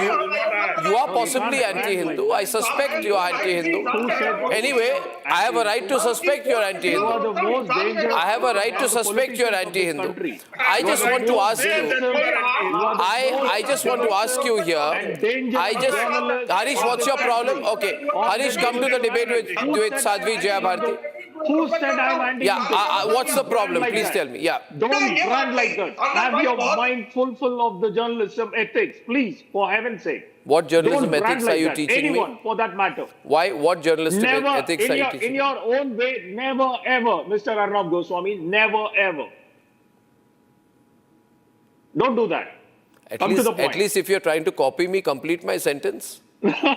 No, I'm saying never ever. You require brand presence of someone mind. like that. My question is this. My question is, Please go ahead. Harish, listen. I'll tell you, I'm a very simple man. I look at things in a very simple way. Yeah, we know that. When I was a child, Congress Party was in power. And in the years of the Congress Party, Hindus were expected to hide. I'm telling you, this is a reality. Let's get everyone on. Hindus were expected to be self-consciously secular up to a point where anything to do with Hinduism had to be underplayed, and you were told, if you are Hindu, be Hindu inside your house. Now, you are Hindu in your house, you are Hindu outside your house, you are Hindu in a railway station, you are Hindu in a park, you are Hindu on the roads, you are Hindu in your temples, you will be Hindu in public spaces. Don't teach me this rubbish Congress definition of Indian secularism. When Prime Minister Manmohan Singh paid a visit to the Golden Temple on the 1st of January 2012 to mark the new year, was he being communal? When Prime Minister Manmohan Singh visited the Golden Temple on January 1st, 2012, was he being communal? Does Arnav is against Constitution? Does Arnav is against Constitution? Answer this, simple. If you ask me stupid questions, I won't reply. No, then whatever. You are asking the same thing for the 24 Prasad hours. against Constitution? One second, give me a second. Arnav. Prafula countering, Prafula. When he inaugurated. One second. Louder, audio. When Dr. Rajendra Prasad, as per the resolution of the cabinet meeting chaired by Pandit Nehru, decided to renovate the Somnath temple, and as President of India, Dr. Rajendra Prasad actually inaugurated the renewed Somnath temple. It was Sardar Patel and K. Munshi. All these people were part of the constitution making process, Mr. Harish. And please try and understand, this was a civilizational justice. Restoration of Somnath and restoration of Harish has nothing to do with I haven't religion. even commented on this. And you are coming straight to my Don't jump to the conclusion. Give me some fair No, 1 no, minute. no. You asked the without question. I uninterrupted. asked you a simple question. Do you consider No, Dr. I'm Rajendra giving Prasad you. I'm giving anti-constitution? you a fair point. The Article 14, 15, 25, 27, including No, the the PM people can who profess, drafted it, propagate. the people who One drafted second. it, passed the resolution for Somnath One Temple, second, sir. and One Dr. second. Rajendra Prasad One inaugurated second. it. So Do you each consider and it everyone, against including Article the 14, PM, has 15? the right to profess and propagate his own religion. No one is denying that. But there shouldn't be any preference as per the oath he took under the third schedule of his oath. Who is taking preference? And coming to the Ram Mandir 42nd is not and about coming to the preference. 42nd Ram amendment. Mandir is Sir, about one the second. Sir, civilization one of second. India. Sir, 1 second. Ram Sir, Mandir 1 second. is Harish about and Jaya, Harish and Jaya. national existence. No, I'm not. None I'm of the not people, denying. the hypocrites This is and not at all new, or I'm not saying that the PM shouldn't do all this. It is not new, and PM has all the right to do it, including PM. It has been mandated, given by the Constitution under the Article 14, 15, 25, and 27. So I'm not denying that at all. Even PM has all his right and all his constitutional liberty. Jaya Bharti, you're muted. Jaya, you're muted. Jaya Bharti, you're muted. But one second. As per the 42nd amendment of this Indian Constitution, it has clearly stated when the secular, there shouldn't be any diligence or allegiance to one particular faith. Even if What there is particular faith, yaar? You know, Jaya Bharti, countering. I just need 1 minute. Now, one thing, and I want to be very clear what we witnessed today, and honestly, what do we expect from the opposition? This is the same ecosystem that has consistently stood against Hindu civilizational justice. These are the same people who denied existence of Ram Setu, the same parties that stalled the Ram Mandir for decades, the same. This opposition has been in government and they have been holding Hindus as criminals. We remember how car sevaks were beaten, lathi charge even shot. Nobody spoke about it. And this is their secular, it's not about secular, it is their own ecosystem and the propaganda to make Hindu apologetic that has failed today. So you better talk about what you've done. For decades, this opposition ecosystem treated Hindu suffering invisible. Hindu demand illegitimate, demanding something to embarrass about. They imposed the slavery on us. Sir, you're not talking sense. You're talking like a blank constitutional book that Rahul Gandhi keeps showing. You're not talking in the constitutional manner either. Constitution does not deny Hindus their right to justice. And that's what you've been debating since this debate started. It's better even if you're taking up the Constitution. Even for the Muslims, even for the Christians, it doesn't deny. But whether the RSS and Sangh Parivar is doing that, they are lynching the people from SC community, OBCs and minorities. Whether the Constitution is given only for the Hindus to mandate to preach and profess, no. It allows for each and every religion. But whether the There was for a long time when the Congress party was in power, the only parties allowed, Him to lie on national channel. No. He's lying that RSS BJP is lynching SC, OBC minorities. Give me a single example and I'll give you hundreds of examples. You are lying. Absolutely lying. You don't have the data. You are absolutely lying. Can I pull the NCRB data? Can I pull the NCRB data? Harish, can I be brought on air quicker by the vision mixer? Harish, you need to understand how worried Christians are now, how worried the Christian community is now after seeing the way Kerala, there are a lot of Christians, Dushyant, they've all seen the way in which a 16-year-old boy was being forced to join ISIS by his own mother. This level of Islamist radicalization is so dangerous. Mr. Ajit Doval has said that, Mr. Ajit Doval, the National Security Advisor, said 80% of Hindus has been No, we all know. Listen. What do you want Don't to try to misquote a great man like Mr. Ajit Doval.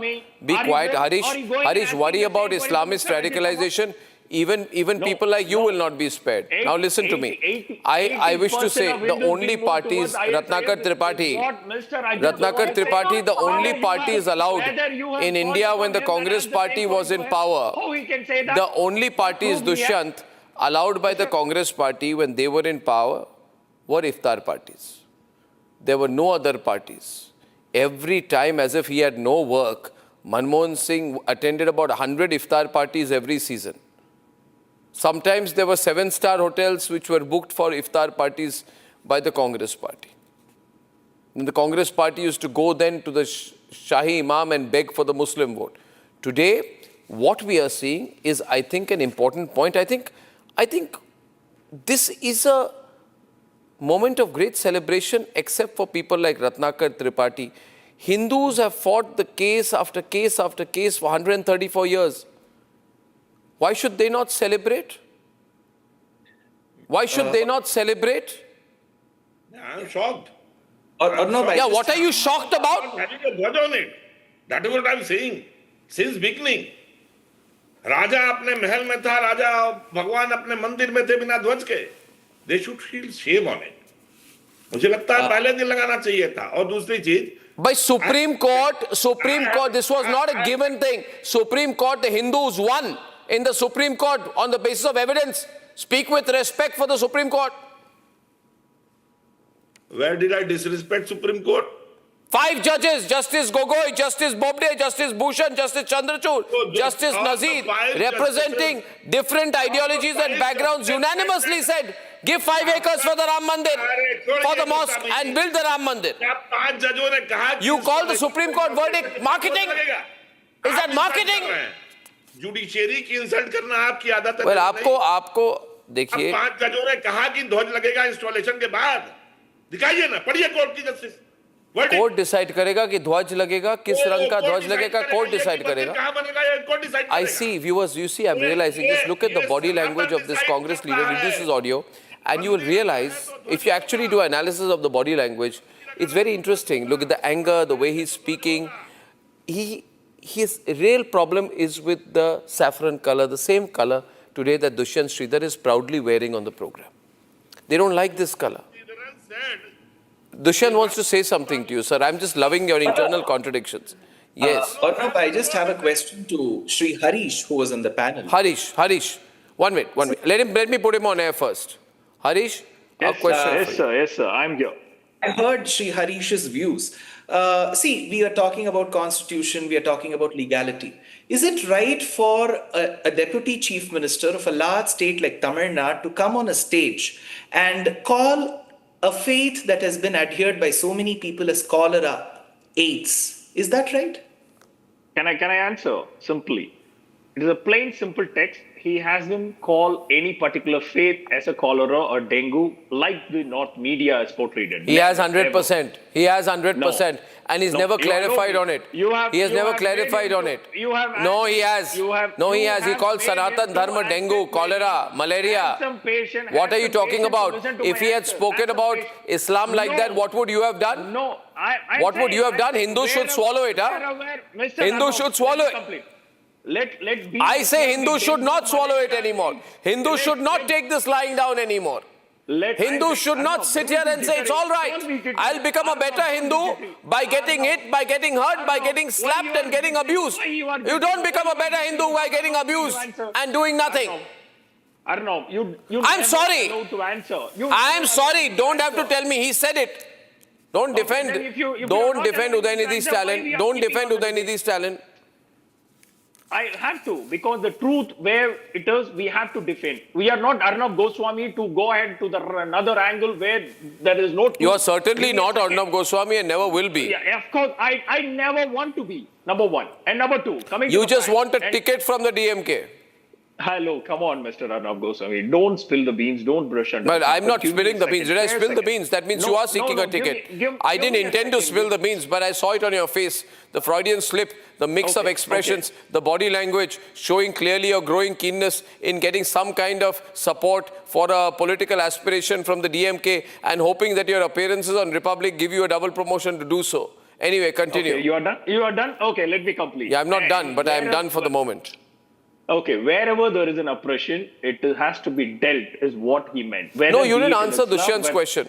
What if these words were used for Islam?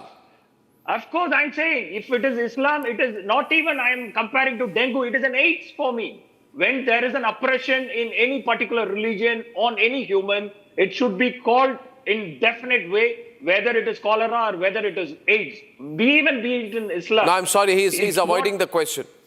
No, how can I be put forward like this as an explicit way? I don't know how I want to put it further. You answer Dushyant's question. I don't know the line. Siddharth, did he answer Dushyant's question? If you My can't take question my was very lines, then I simple don't to know.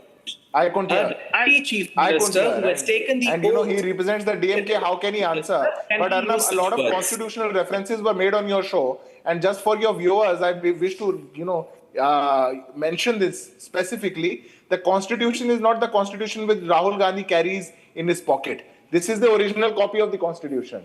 When we have the part 3, the fundamental rights, just above that part, the scene of Ram Rajya is there. Prabhu Shri Ram, Mata Sita, and Lakshman Ji. This is the true spirit of the Constitution. And you want to teach us that that Constitution tells us secularism, and that secularism, the Prime Minister cannot go and hoist that flag. You want to teach us that? You have killed the true spirit of the Constitution. You have hidden it from the people of this country. You have tried to change the Constitution. When you speak of the 42nd Amendment, do not forget that you made that amendment when everybody was in jails, when the courts were shut down, when the media houses were shut down. And then is when you try to change the spirit. This is not the spirit of the Constitution. That is not the truth. The spirit of the Constitution is Ram Rajya. The spirit of the Constitution is Christian Rajya. The spirit of the Constitution is Dharma. It speak of the civilizational issues. And when we are reawakening the civilizational issues, that is when you have a problem. And that is when you come out and say it's dengue and malaria. Keep calling it. You are, ye bujhta hua diya hai, ye jayega. Siddharth Yadav ji, don't teach us what is religion and spiritualism. You don't अरे even know. Sir आपने constitution पढ़ा क्या? बहुत reference ले रहे थे अभी. Part 3 से पहले कौन सी इमेज है? It's the original image in the original Constitution. What is that? Hold your horses. अष्टादश पुराणेषु व्यासस्य वचनद्वयम्. अभी आप कॉन्स्टिट्यूशन पे जवाब नहीं देंगे. अभी पूरा ज्ञान संविधान पे देना था. पुराणों में व्यास जी ने बस 2 बातें. Now you will keep aside the Constitution and then you will teach us धर्म ध्वजा को कब लगाया जाता है. You are the biggest Shankaracharya on the show. Ratnakar Tripathi ji is the biggest Shankaracharya. He will give certificate. One has to happen. पापाय परपीडनम. आप दूसरों को प्रताड़ित करते हैं, पाप करते हैं, ये सनातन नहीं है. प्रभु रामचंद्र तो उक्तियों के मुताबिक जब धोबी ने कह दिया, he has lost his connection. I think वनवास दे दीजिए. ऐसा नहीं कि सीता को पहले वनवास देके तो प्रधानमंत्री बने. ये मुझे मत बताइए सनातन का. He has lost his connection and he will speak all absurd that he can think of just because he don't have arguments. I haven't He's lost my rattled. connection. He can't see the Bhagavad Gita. That's the problem. Ratnakar Tripathi की आंखों में चुभ रहा है. He's so rattled, Arnab. See, look at him. Look at him. He'll say all absurd things. Just because today the Dharma is above the Ram temple. For years and years, you planned and you worked hard so that this doesn't happen. And it has happened. I'm sorry. Exactly. Ratnakar Tripathi, it has happened. I think the frustration, the fact is that for years the Congress worked hard to make sure the Ram Mandir doesn't happen. And for them to realize that after, by the way, Ratnakar Tripathi, is Sonia Gandhi a Christian or a Hindu? You didn't answer my question. Jayashankar's wife is Buddhist or Christian? Is she a Christian or a Hindu? After marriage, as per Hindu rituals, she remained Christian. She married as per Hindu rituals only for marriage and then remained Christian. I'm asking a question. Last time I asked why she was quiet. Last time I asked why she was quiet when Hindus were attacked and killed. Tell me, what religion is followed? When I said why Hindus were killed in Palghar, at that point of time, Antonia de Maino was quiet.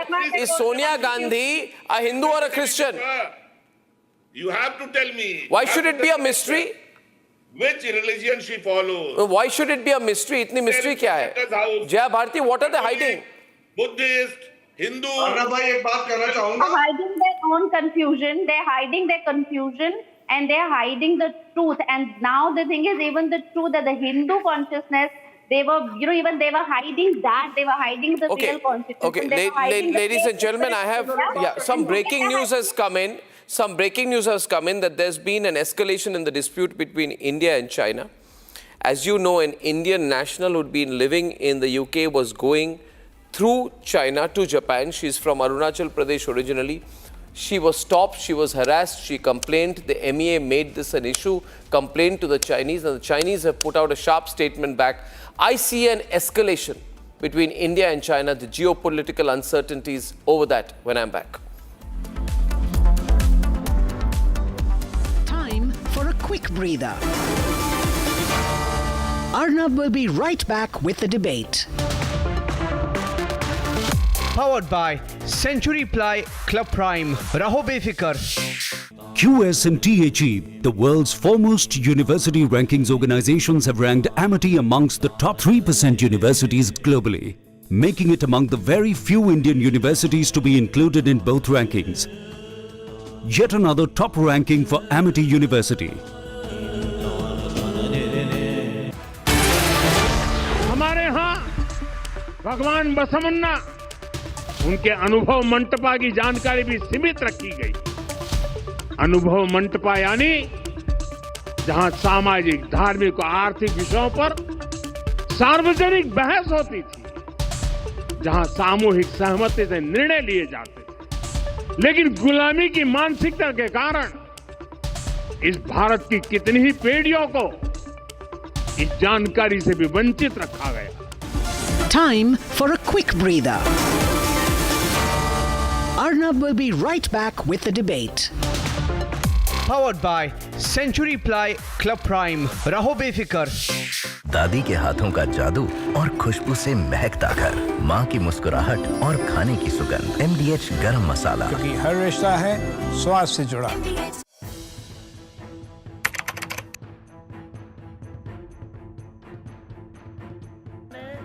So in the past, we would see most of the terrorists who would get arrested, they would be like the people who would be working at a very low level. But today we have seen the white-collar suspect.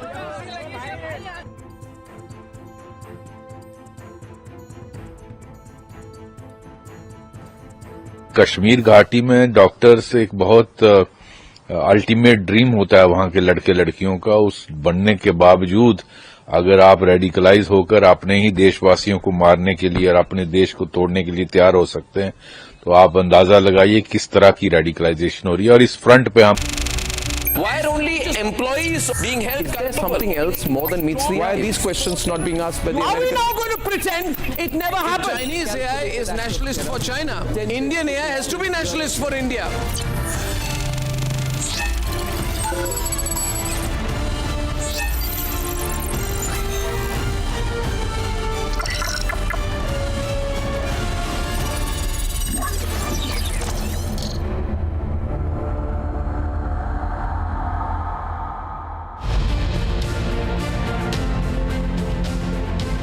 Today, no matter which part of the world you live in, India looms large on the global horizon. And that is true whether you are discussing energy or you are in technology. The transformation that is taking place in the world, India is part of that. Today, you're talking about being a $40 trillion economy. Today, no one is questioning that you will be the third largest economy. I've never heard anybody question that.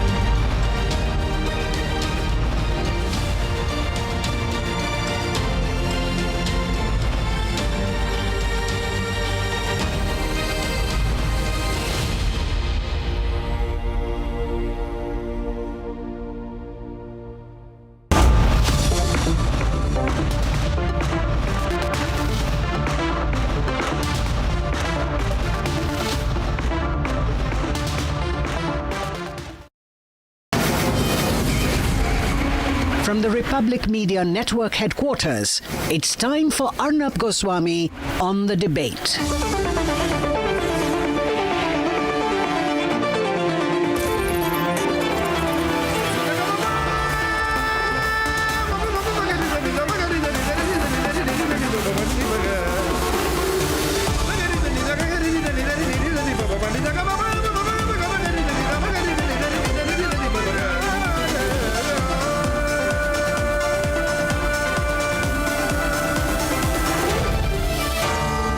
Arnab Goswami on the debate. Ladies and gentlemen, welcome back. Now it's time for the nation's sharpest opinion. And the important point for us to realize, and I've always said this, I say this to everyone, I say this to the government as well. I say this to all the people of our great nation. Remember, every morning you wake up and every morning you go to sleep. Remember, we are on our own. Remember this, people of India, that no country in the world is completely on our side, not even largely or partially on our side. This is the necessary encumbrance and situation resulting from being a growing power in the world and the next superpower. And as we grow, not just in economic scale, from 4 to 15 to 20 to 30 trillion, in military scale, in terms of being a soft power in the world, no nation will be on our side. Russia will not be on our side. Don't fool ourselves with the posters that are being put out by Russia today ahead of Putin's visit to New Delhi. Putin wants to do business with India. Russia is not on our side. America is not on our side. They are dragging the trade talks. They've done everything possible to use every leverage against national interest of India. America is not on our side. And China, I can tell you this in writing, and I know there is a concerted attempt by the government of India to improve the relationship with China. And the government may not like me saying this, but China is not on our side. China is only on China's side, ladies and gentlemen. And this fact, the fact that China has an inherent dislike for India, maybe out of a competitive instinct, maybe out of realizing that Asia's destiny will have to be a shared destiny and not a destiny of one nation. Also realizing that India is no longer a middle-level nation. India is a great nation, ladies and gentlemen. And that all their support for Pakistan could not counterbalance the Indian armed forces during Operation Sindoor. All of this has emerged in the case, which has led to this statement by the Chinese Foreign Ministry spokesperson, who has said that we do not recognize the Arunachal Pradesh illegally set up by India. Why is China taking this kind of an angry position? Why is China trying to aggravate the situation with India? Let me tell you a story. And the protagonist at the heart of this story will be joining me on the debate, a lady called Pema Thongdok.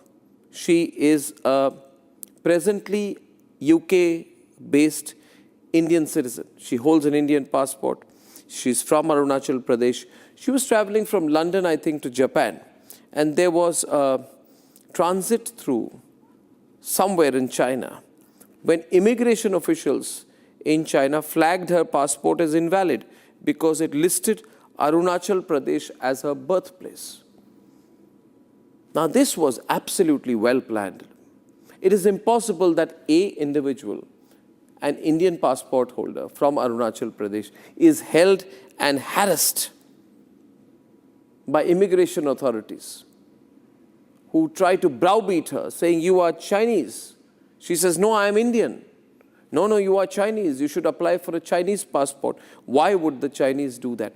This has happened, I'm sure, under direct instructions from the intelligence agencies of China with an attempt to hold leverage over India. Because their statement, as a result of this, we issued a démarche. Our MEA complained. The lady in question raised the issue on social media. The Ministry of External Affairs got activated. They complained to the Chinese that, what are you doing? Why are you troubling? Why are you troubling an Indian passport holder? As a result of that, the Chinese could have been quiet about it. Or even if they didn't like being told off by the Indians, could have left this as an isolated incident. But no, they chose to use the opportunity once again to release this statement that we have not recognized so-called Arunachal Pradesh. Well, let me tell you, Xi Jinping, I don't know the mistakes of all the previous people who've held governments in our country, but we also don't recognize your so-called South Tibet. It is Arunachal Pradesh. And I don't know how clearly our government says it, but let me say this: no international aviation, passport or immigration system has ever recognized or will ever recognize China's claims over Arunachal Pradesh.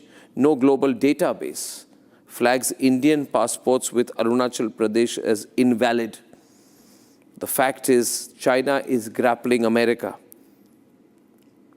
And when Xi met Modi at the SCO in August, Beijing welcomed the international optics. It was convenient for them at that time.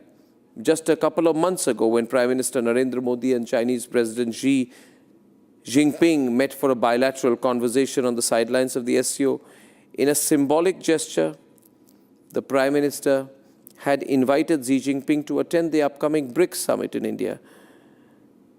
But today's statement by the Chinese is completely contradictory to the sentiment that we hoped would be the sentiment that Chinese would reciprocate. China can't claim border peace while humiliating Indian citizens and calling them Chinese. And I am horrified, and you should be too, that the Chinese government has decided at the highest level to humiliate Indian citizens by calling them Chinese. And I am saying one more thing. I've heard so many stories of how badly behaved Chinese immigration officials are with Indian businessmen, Indian professionals traveling to China. Why? By doing so, China demeans its own civilization. Today, if the entire government of Xi Jinping wants to target an Indian woman because she's traveling through China, harasses her, then Mr. Xi Jinping, what are you doing? Is this your foreign policy pattern? Then India will never trust you. We cannot work with a nation that harasses our citizens. Global cooperation has to be on both sides. And if the Chinese government has decided to go a little hammer and tongs on India, we should not hesitate to hit back. In the present times, as we grow geopolitically, our success will be determined not by shaking hands, but by pulling back when needed. The Chinese must understand the people of India are watching. And this position of theirs, their decision to trouble an individual Indian citizen, to harass an Indian woman, clearly on the instructions of Beijing, is not uncomfortable for us. It is unacceptable for the world's most populous nation. Here it is. Tianjin 2025, a handshake with Xi Jinping. India felt would be a new start for Delhi and Beijing. But these pictures and the gains made in August and September this year at the SCO summit has been destroyed by China as it raked up Arunachal Pradesh in the most unforgivable manner by detaining Pema Thingdok, an Indian citizen from Arunachal Pradesh. There was a transit for my flight between London to Japan in China, in Shanghai, and I had successfully passed the e-gates, moving on to the security gates when one of the immigration officers singled me out of the queue and asked me to follow her, basically not giving a proper explanation.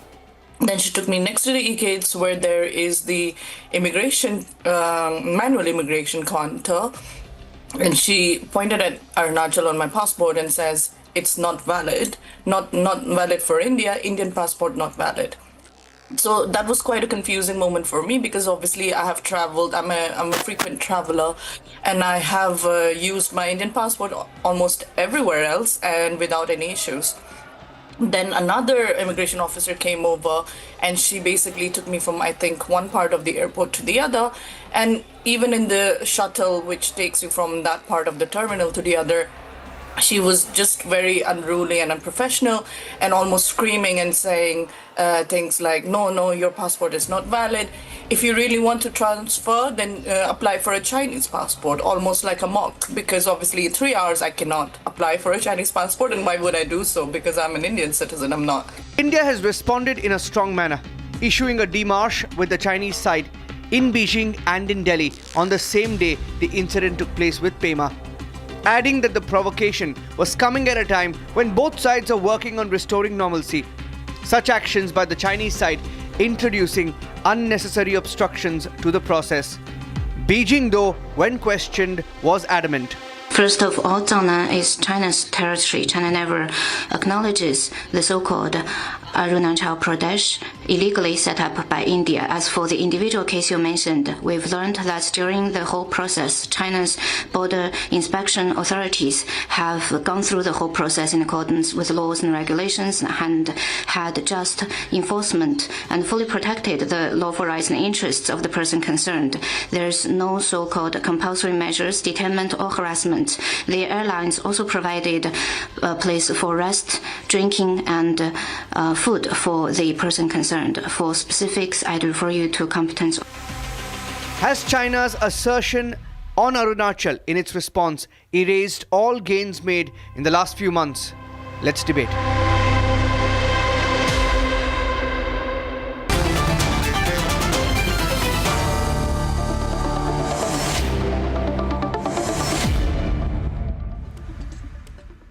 Okay, I have with me this evening Prema Thongdok, who was deliberately targeted by the Chinese government and held in Chennai. What a shame. And she was troubled. She is a proud Indian citizen. I want to have everyone on the screen. She is a proud Indian citizen from the great state of Arunachal Pradesh. Right? And we are standing with her tonight. I would like to say that it is shameful, when beyond shameful, for a government to target an individual, a lady traveling through Shanghai, who is a proud Indian citizen, and tell her that you must apply for a Chinese passport. What if we catch a few Chinese and ask them to apply for an Indian passport? We won't, because that's not the way we are. But this is terrible, and it's very petty, isn't it? Very petty, I would like to say. Tonight, before I go to General Bakshi and Saurabh Shukla and Ainar Tangen, I would like to go across to Prema. Prema, we are all very sorry for what you've been through. How are you now? Tonight, before I go to General Okay, thank you very much. When the Indian officials finally came to the Shanghai airport, they tried to reason with them. They tried to say that, on what grounds, and the same question that I put forth to the immigration officer and to the China Eastern staff, that on what grounds are you holding my passport and not letting me go on my onward journey? They did not have any written document. There isn't any law. I've never heard of Arunachal Pradesh being part of China, so it's quite a confusing statement and a claim coming from the Chinese authorities to say that my Indian passport is invalid. But after 18-hour ordeal, I took basically a flight. I had to show them, actually forcibly, I had to only buy China Eastern Airline. They wouldn't allow me to fly out with any other airline, which is, again, quite questionable, because in the first instance, when China Eastern boarded me in the flight from London to Shanghai, if this was a rule, that Indians born in Arunachal Pradesh should not be considered Indian, but in fact Chinese, why did they let me board the plane in the first instance if this is a law? Because to me, No, this was Prema, can I tell you this? My view is very clear. I'm sure Saurabh will agree with me. This is a classic petty intelligence operation by the Chinese. They have been tracking you quite clearly. And they have deliberately tracked you knowing that you are from Arunachal Pradesh. And it's a typical petty Chinese tactic to make something into an incident. So you're sort of caught in a situation for which you have no responsibility. It is the government of China, I think, Saurabh, which has tried to use Prema as cannon fodder. As a collateral. As collateral. Do you think that is the case? What do you read, Saurabh? Arnab, I see in diplomacy and statecraft, and when it comes to Chinese, timing matters a lot. They have seen Prime Minister Narendra Modi's excellent visit to G20, the leadership dialogues that he has with so many global leaders. Obviously, Chinese are feeling rattled. Prema has become, I would say, a collateral here, but this was a well-thought design because one is holding her, raking up the Arunachal Pradesh issue once again, and then making sure that their statement coming out of the Foreign Office spokesperson reiterates that. That's clearly a message to India that they're trying to test our resolve. And here on, it's very clear it's the Chinese classic way.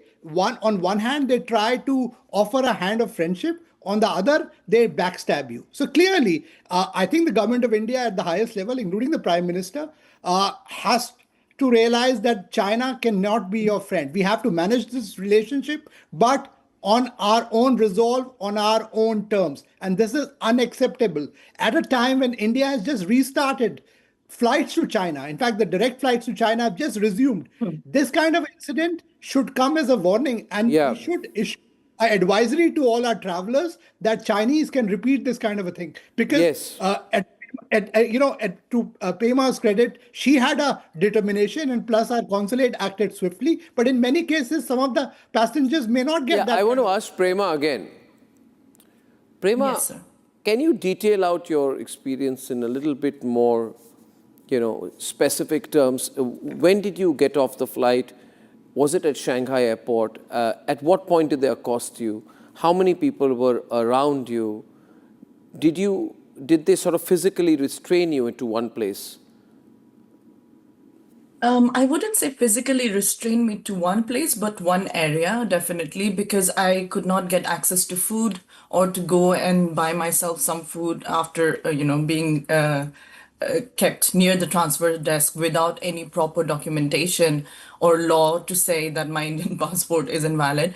And strangely enough, the most interesting part of all of this is I actually transited through the exact same airport, Shanghai Pudong Airport, exactly 1 year ago on the 16th of October. And that was my first time transiting through China. So being diligent, and obviously I actually work in financial services advising billion-dollar firms on regulation. So I'm well aware, and that's my day-to-day job. So I made sure that I checked with the Chinese embassy in London the first time around to ask, will I have any issues? Can I transit through China? And they said, of course, there shouldn't be any issue because you're not transiting for more than 24 hours. Everyone is allowed to transit within a certain span of time. And my transit was only about 2 to 3, 4 hours the last time around, and similarly now. So it's quite confusing that why on one hand your embassy says that you don't have any issues, why the Chinese Eastern airline at the time of check-in looked at my passport, issued me boarding pass with no objections to Arunachal being my birthplace. No, I think that this is further on. Yeah, I think this is, again, Prema, more I speak to you, it's obviously that you've been caught as cannon fodder. How pitiable for the Chinese to behave like this, Ainar, isn't it? I mean, you feel almost sorry.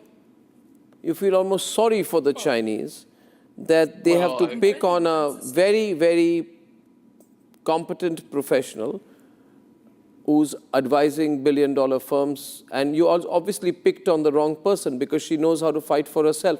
And you must remember, Ainar, that Indians fight for each other very hard. As you learned when we gave you a bloody nose in Doklam, messing around with Indians is not good. And it is also unnecessary, you see, because we have been very, very, very, very generous with you. We've been very nice with you. And this followed by the statement of your foreign ministry makes it look orchestrated and rehearsed. No, this is orchestrated and rehearsed, Ainar. It's orchestrated and rehearsed. Do you want to just pontificate? First off, your booker didn't tell me that this was the issue. I thought we were going to be talking about Japan. In terms of this lady, I feel very sorry for her. Obviously, she was embroiled in something else. I do not know why they did this. I would be upset if I were in her situation. It's not a question of being upset. You have no rationalization for what happened. Whatever. You know the facts of the case now, Ainar. Please do not tell me what I'm thinking. You know the facts of the case now, Ainar. No, I know the facts as you tell them, and you're trying to sensationalize. And you realize they're unjustifiable. There's no question about this. In terms of and you realize you cannot justify them. Can you tell me what is gained by this? I don't know as what far as I China can gains see, by this. this You is tell an me what China aberration. gains by this. Well, this is the whole point. I don't think that China gains as far as this idea that somehow China is envious of No, but what did happened you at the gain by G20. making this an issue and then If issuing a you- foreign policy you- statement within the next 18 hours First that looks off, rehearsed? Arnab, you know I'm American. I do not represent the Chinese Now you government. can't. Now you know asked you've me to always taken a comment about pro-China Chinese line while being an matters. American. You may be technically American. You're as Chinese as they come, Well, and nothing wrong with that. But why did your government pick on this lady? There's no. I'm not. Why picking did on your that lady. government You're pick an on idiot. Pema Thongtok? He has run away from my program. And this is the problem. You see, General Bakshi, the moment you corner them, the moment you speak better than them, your arguments are better than them, Andrew K.P. Leung is smiling because he's seen many people run away from my program. Andrew, I hope you're not going to do that. This is an escalation, Andrew, because it was followed. I wouldn't have said yesterday it was an escalation. I would have perhaps been forgiving, Andrew, and I would have said maybe a stupid Chinese immigration official tried to pick on Prema. But after the statement of the Foreign Ministry, I don't think so. Can I say something? Yes. Well, this is actually an unfortunate incident. It's nothing against the individual. It is that the maybe her visa bears, of course, Arunachal Pradesh, which of course is a... It's not a visa, it's a passport. Hello? Hello, No, get your facts clear. Get your facts clear. She's an Indian national. You messed up. Well, please allow me time to say what I want to say. Yeah, but don't call an Indian passport a visa. Get your facts right. You invited me on the program. Okay, your passport. I'll give you a staple Chinese visa myself. Arunachal Pradesh is a very, very sensitive issue for China.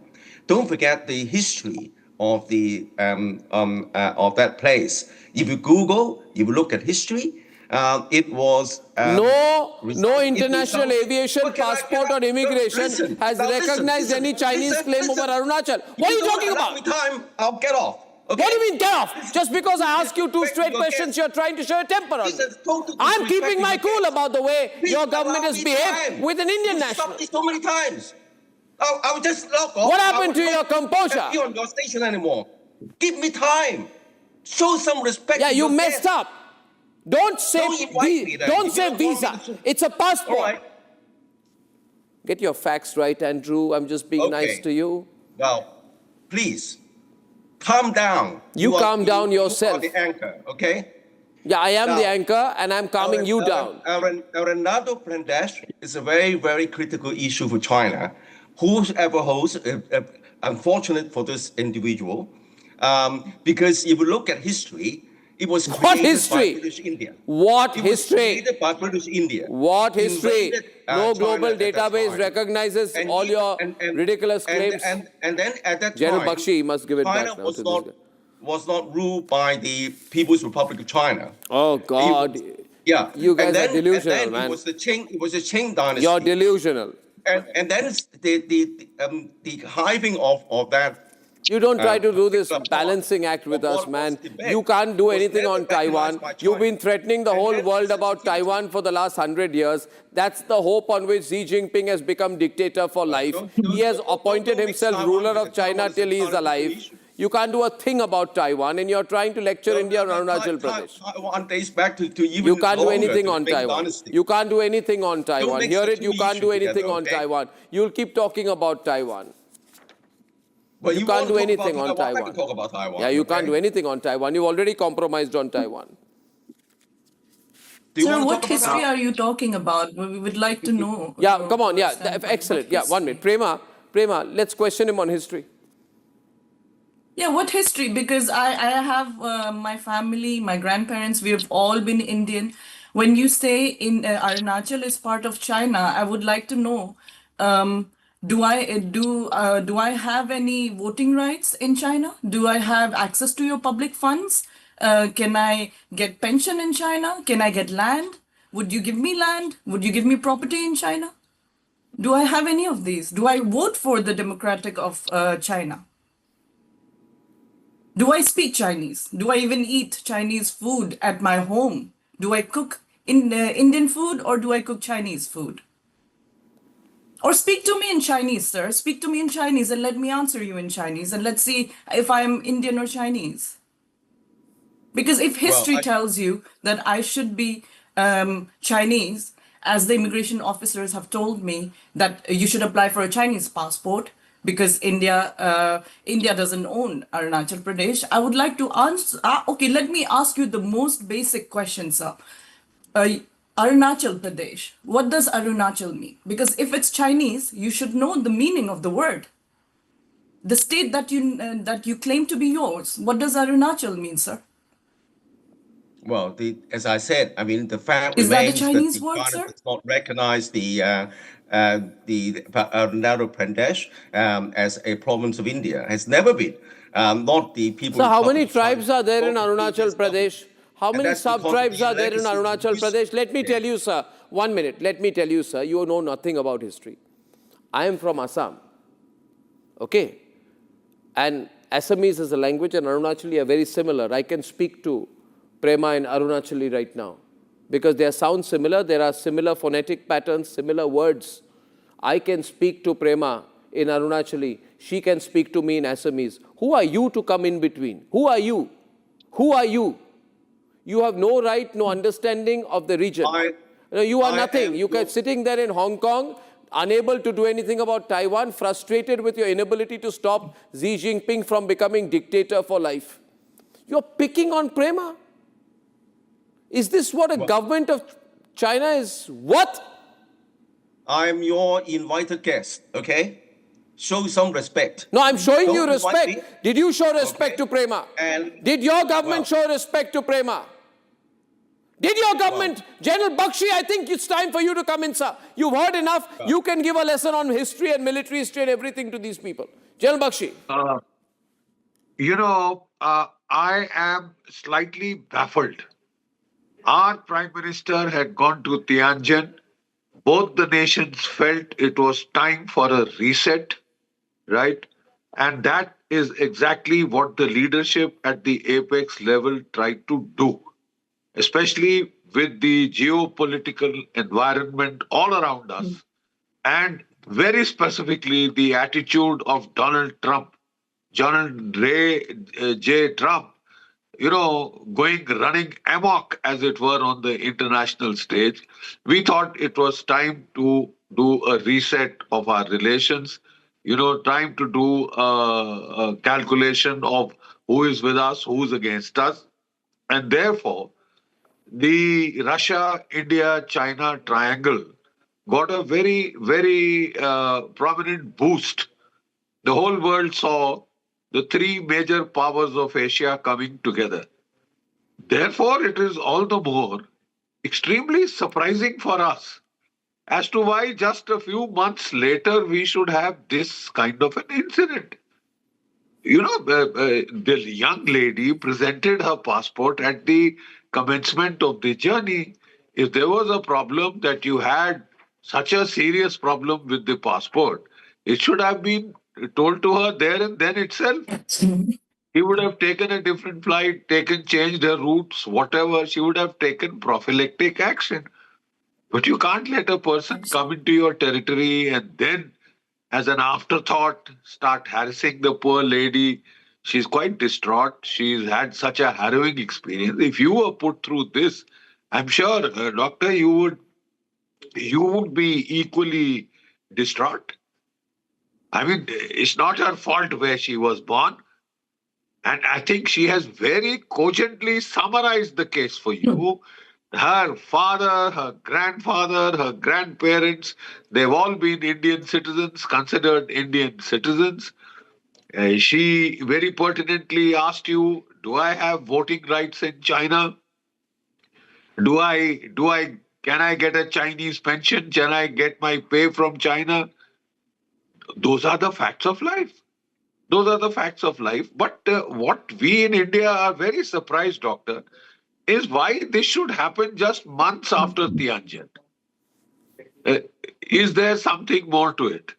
Please, and that is extremely important. Is there something more to it that we do not know? Absolutely there is. No doubt there is, General If there Bakshi. is something more to it, No, then Saurabh. I'll tell you, the centerpiece, sir, if you allow me, Arnab, just a quick observation here. The centerpiece of Chinese foreign policy under Mr. Xi has been to diminish India's growth, to take on India, to limit our growth in whatever way possible. Here he faces somebody like Prime Minister Narendra Modi, who has made sure that India's foreign policy has not only gained in stature, but in influence as well. And that's something that he cannot fathom. So on one hand, the Chinese strategy is that they try to engage you with this sweet talk, and that's what happened in the engine, but then they will backstab you. Prime Minister, right at the outset, offered a handshake, a hand of friendship when he invited Xi Jinping to Ahmedabad.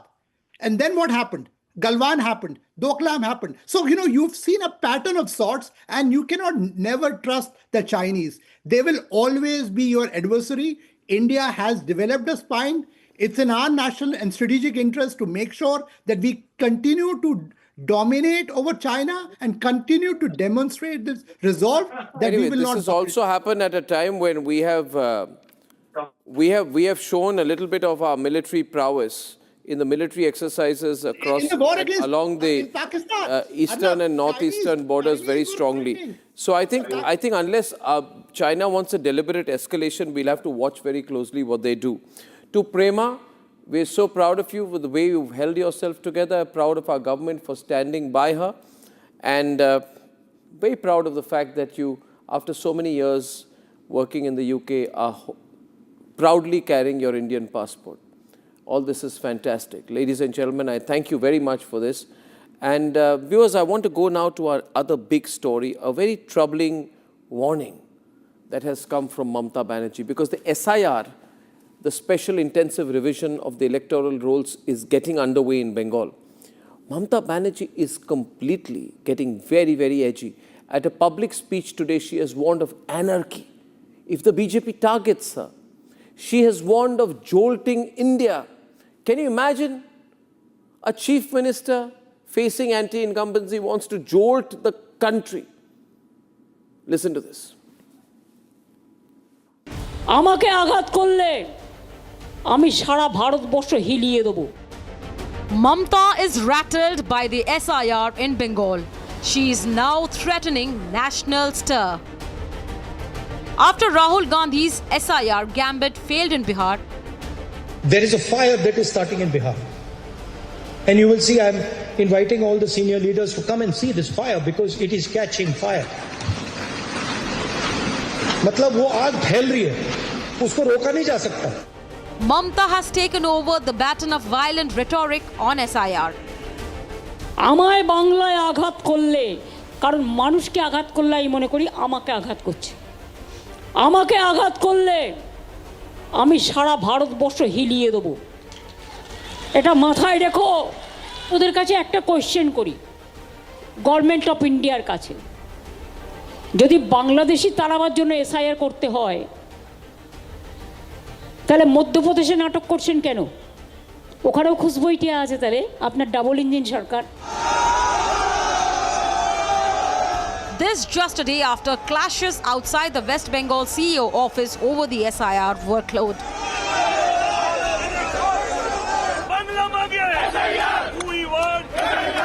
The BJP too has hit the streets in Bengal against TMC's SIR objections.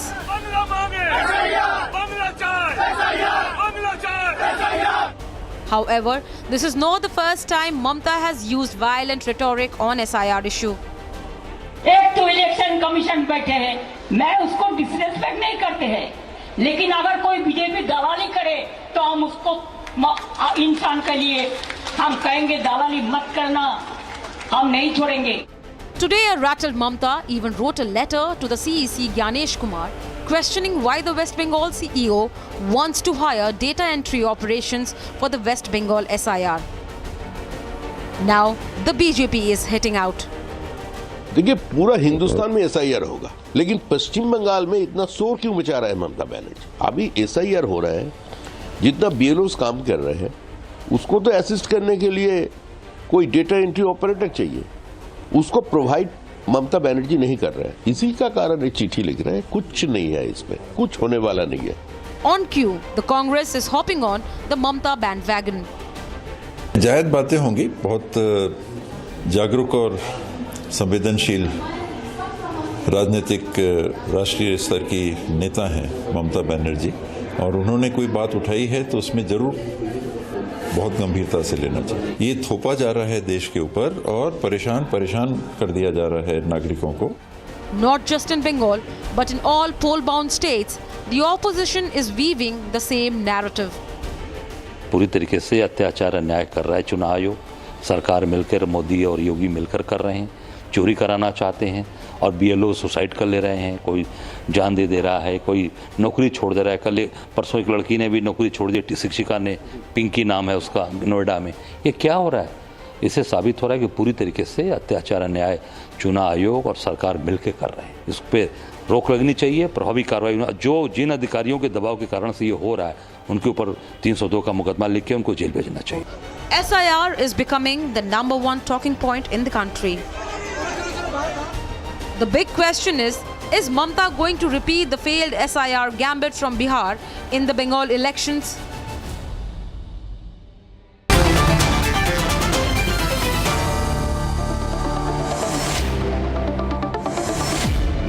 Just by way of explanation, Tausif Khan of Trinamool, can you just tell Sanju of BJP, Jyotsna of TDP and Satyaprakash Mishra of JDU and Somnath Bharti of Aam Aadmi Party and Nikhil Jain of Congress, can you just tell Tausif what Mamta means when she said Hiliye Debo, Bharot ke Hiliye Debo, I will shake up India, I will jolt India, I will shake up Bharat, I will jolt Bharat, I will therefore hurt Bharat, I will damage India.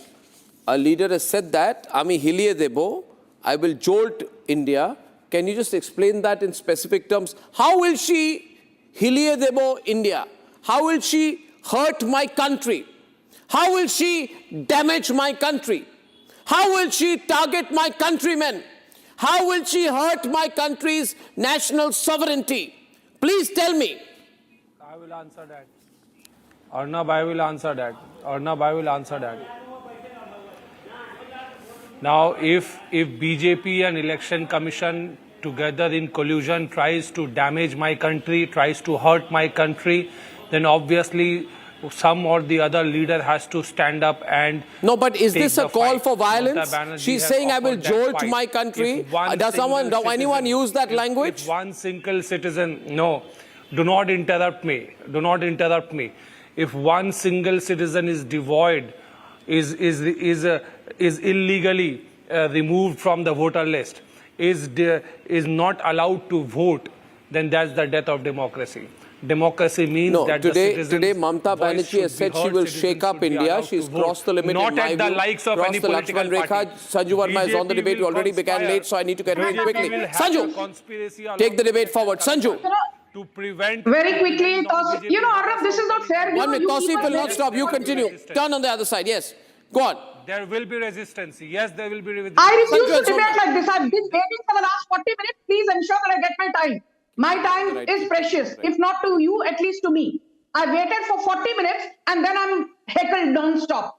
First and foremost, SIR is a democratic exercise under Article 326 of the Constitution, and Justice Sudhanshu Dhulia of the Supreme Court in July 2025 said that the Election Commission, wide Article 324 of the Constitution and wide Section 21 of the Representation of Peoples Act 1950-51 is mandated to carry out the SIR exercise.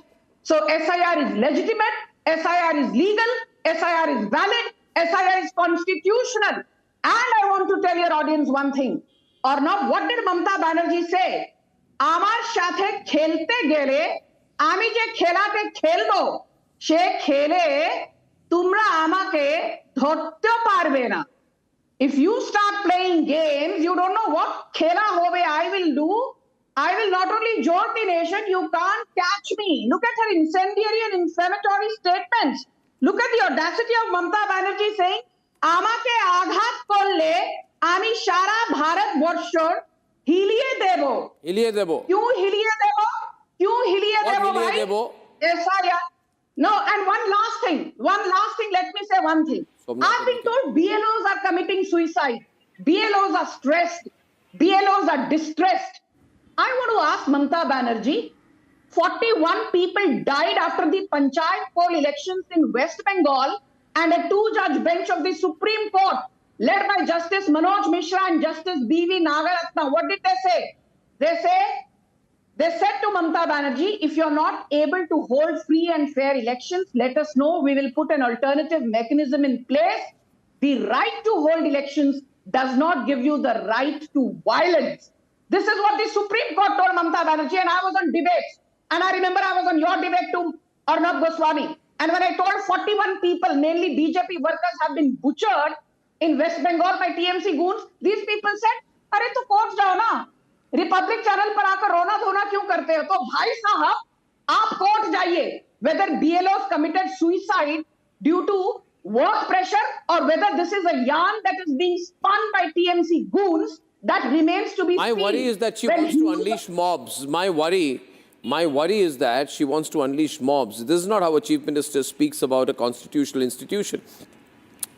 Exactly. And my final point, please. She said, Hiliye Debo, I focus on that. She says, I will shake up the entire country. The problem with Somnath Bharti, fielded on my program by the Aam Aadmi Party, is that he supports Mamata Banerjee. He also wants to, without winning an election, Hiliye Debo. It cannot happen. The only way you can shake things up is if you win or lose an election. I really want to know what is the position of the Aam Aadmi. No, he has to support Mamata Banerjee on this because he would like, without... Narendra Modi, that's the problem. He does not support Mamata Banerjee. He hates Narendra Modi. They are so overcome by their visceral hatred for Narendra Modi and Amit Shah that inke liye chahe dunya idhar se udhar ho jaye. Mamata Banerjee and Mamata Banerjee is saying today that till I am here, nobody can throw you out. Who is she talking about? She's talking about Bangladeshis. She's basically saying that till she's there, nobody can throw out Bangladeshis. Somnath Bharti, what's your take on Mamata Banerjee's horrible threat to shake the country? Hiliye Debo. Threat. Arnav, I have been on your show for the last 40 minutes and now I get a chance. See, the question is, I want to first understand, because the BJP spokesperson was, in a very loud manner was saying constitutionally authorized SIR is Article 324. I don't find anywhere it's mentioned, SIR. Special intensive revision. It's nowhere mentioned. Number two, tell me what were the objectives of SIR? Go and read section. Please don't intervene. Don't intervene when I speak. Let him complete. I have not intervened you. I don't need the intervention now because you spoke before. Allow me to speak, please. Continue. What is this? Continue, Somnath. Please. See, second thing, on a show I saw, Honorable Home Minister Amit Shah ji, when he was asked a question that you did SIR to find out Ghuspetiyas. How many Ghuspetiyas you found in Bihar? He said it doesn't matter. He openly said it does not matter how many Ghuspetiyas were found. So what was the objective of SIR? Tell me that. Okay. Objective was to identify non-BJP voters and get them deleted and add fake voters. That is your narrative. That is your narrative. To vote in Maharashtra, to vote in Bihar, shamelessly. Somnath ji, and but they have been SIR, but they have been slapping ECI on the cheek, making their cheek red by exhibiting their photos on the Twitter, voting in Delhi, voting in Bihar. SIR is not happening only in Delhi or in Bihar. SIR is happening everywhere. What is doing? SIR is happening in Karnataka, Madhya Pradesh, Rajasthan, Jharkhand. Gyanesh Kumar will not go scot-free. Let me guarantee you this. You are issuing threats now because you can't. This is a threat. Did you see that, Jyotsna? This channel is now beginning to threaten. Record my statement. You will be prosecuted in time for your wrongs, for killing the democracy. You are threatening the Chief Election Commissioner with prosecution. Now, just because you lose an election, 1 minute. The SIR No, exercise. because SIR was done. Yes, Nikhil. No objective whatsoever. Nobody can escape the hands of the law in this country, be it the CC or anybody else. To quote the words of Mamata Banerjee, agar election commissioner बैठ के दलाली करेंगे, so the law will take its own course, and the country is there to see. And also, I take strong objections to the BJP spokesperson mocking the suicides and deaths of the BLOs. She's showing how inconsiderate and insensitive her party is. And lastly, there is nothing called. Nikhil, you have lesser intelligence than the hair on your head. Please don't sit here and teach me about transparency and accountability. Mamata Banerjee does not know the spelling of accountability. Abhishek Banerjee is out on bail in the recruitment scam. No, if one minute. In our country today, viewers, and it's a wholly fallacious, Nikhil, this is how I interpret this. Our Chief Minister of a state, Somnath Ji, is threatening to shake the country to support infiltrators. Why was it Our Chief Minister wants to jolt the country to support illegal infiltrators. Mamata Banerjee is so much in love with Muslim infiltrators that she wants to shake up the country because she feels they are under threat. No, Arnab, why are you and BJP scared by what Mamata Banerjee is saying? Arnabji, I think Jyotsna must be given her turn. Jyotsna, she's waiting as well. I deserve my time, Arnabji. You do. जो लोग इतना बात कर रहे हैं ना, Arnabji, don't you think very simple line I'll just say, एक ही शब्द में मैं इसको खत्म कर देती हूँ, Arnabji. They are scared. उनका their anger literally depicts their fear. Aren't we understanding it, Arnabji? Isn't it very clear? Their anger really and very clearly depicts their fear. SIR is working. Working for what? It is working for deletion of all the fraud voters and making sure that each and every genuine voter gets their right to vote. Sir, I think I have my. Sir, I think you need to give time for me to speak. I didn't interrupt you. You do not have the right to interrupt me. I did not interrupt you. Kindly hold on. Now, Arnabji, the point, Arnabji, उनका रोना क्या है, उनका डर क्या है, मैं बताती हूँ आपको. SIR is the firewall of Indian democracy. अब इन लोगों को ये तो बिल्कुल हजम नहीं होता. क्यों नहीं हजम होता, ये भी बात मैं बताती हूँ. अभी क्या है ना, जिस दिन वोटर लिस्ट साफ हो जाएगा, एकदम voter list becomes purely and clean, then ये जो ऑपोजिशन का जो वो वोट बैंक है ना, इलीगल वोट बैंक जो है, वो खत्म हो जाएगा. अब ये बताओ, ये कहां से जीतेंगे? अब उनका डर है ना, अर्नब जी. अब उस चीज को लेकर डर क्यों रहे हो और ये बात आप पूछ रहे हो? And then again you are saying Mamata भी आज के तारीख में she is literally threatening. She will do that. That is out of desperation. That is out of frustration. Sir, I think you need to maintain some minimum decency. I did not interrupt you. I did not interrupt you. इसका जवाब नहीं है. I did not. You can raise your finger and object me after I speak. I'm asking not you, while I'm with speaking. folded hands. Not while I'm speaking. Not while I'm speaking. Please maintain some decency. Please maintain some decency. I think at least in the debates you need to maintain that. Now, Arnab ji, one more thing. ये जो हो रहा है ना SIR, it is सफाई हो रहा है, वोटर लिस्ट का सफाई हो रहा है. अब इन लोगों को प्रॉब्लम क्या है? यहाँ पे तो कोई सियासत ही नहीं है, खाली सफाई हो रहा है. They have a problem with it. Now TMC wants, I'll tell you very clearly, TMC wants the dead to vote and we NDA want the youth to vote. As simple as that, which was very much clear in Bihar elections also. The turnout of youth. Then now अब इन लोगों को क्या चाहिए ये बताइए. And this is the same TMC which said years together, they said there are no infiltrators.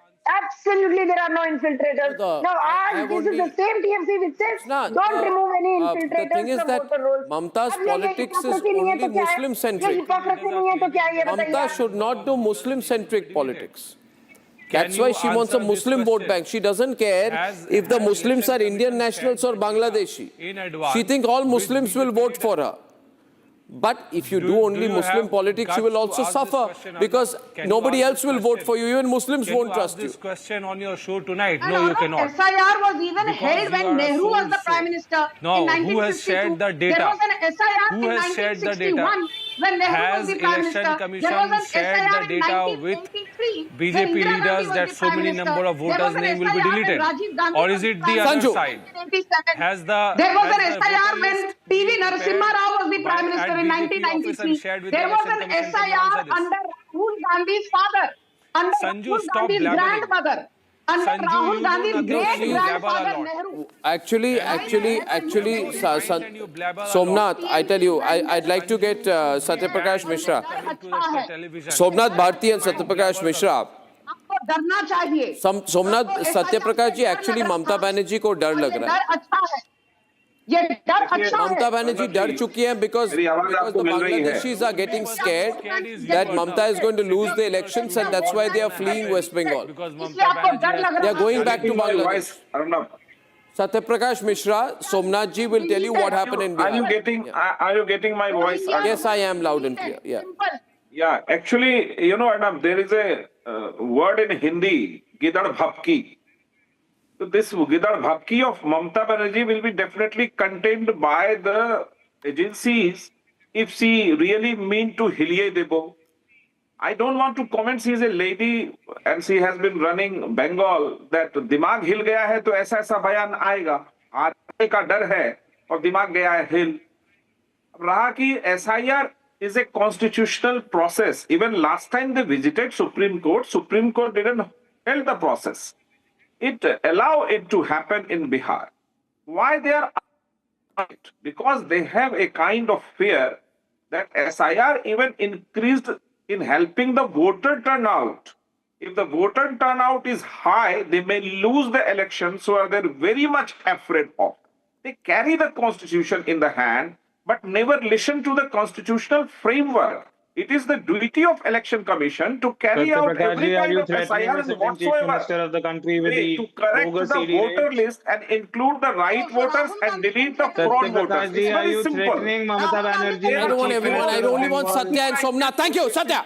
Danger to the nation, and they are opposing the constitutional framework. And definitely, we are not the spokesperson of Election Commission. Election Commission itself will deal with such situation, and it is dealing. And somebody commented that somebody suicide. Intensive revision is even Somnath. What is the purpose of SIR? Tell me, what is the purpose of SIR?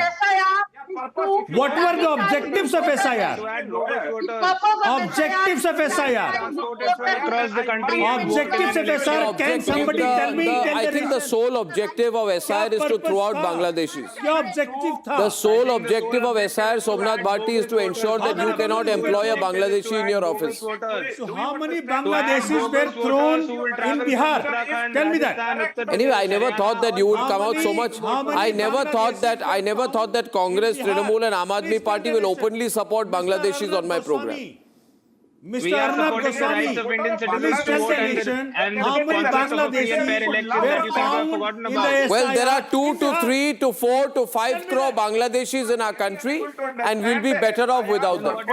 Then definitely you need to get a lecture on it. Okay, ladies and gentlemen, that's an open fight over the SIR issue. We've also seen India's being pushed back by the Chinese, an escalation with the Chinese, but we still don't know where Rahul Gandhi is.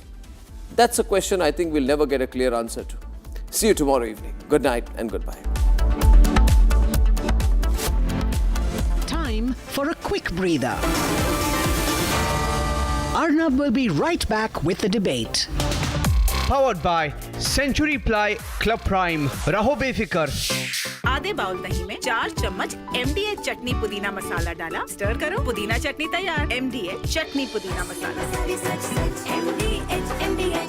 QS&THE, the world's foremost university rankings organizations, have ranked Amity amongst the top 3% universities globally, making it among the very few Indian universities to be included in both rankings.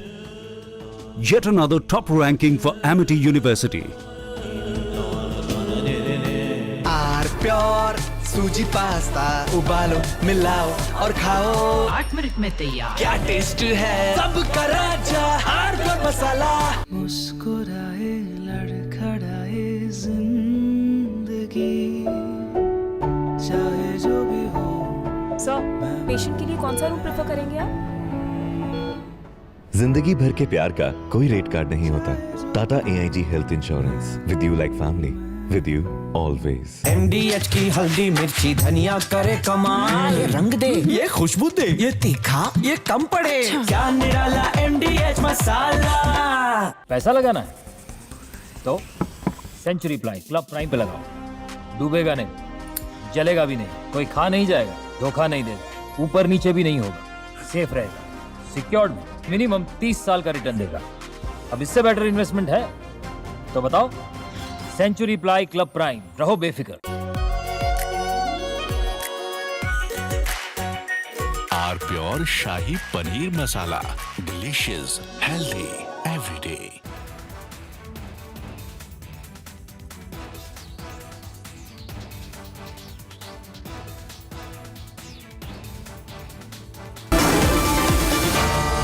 Arnab will be right back with the debate.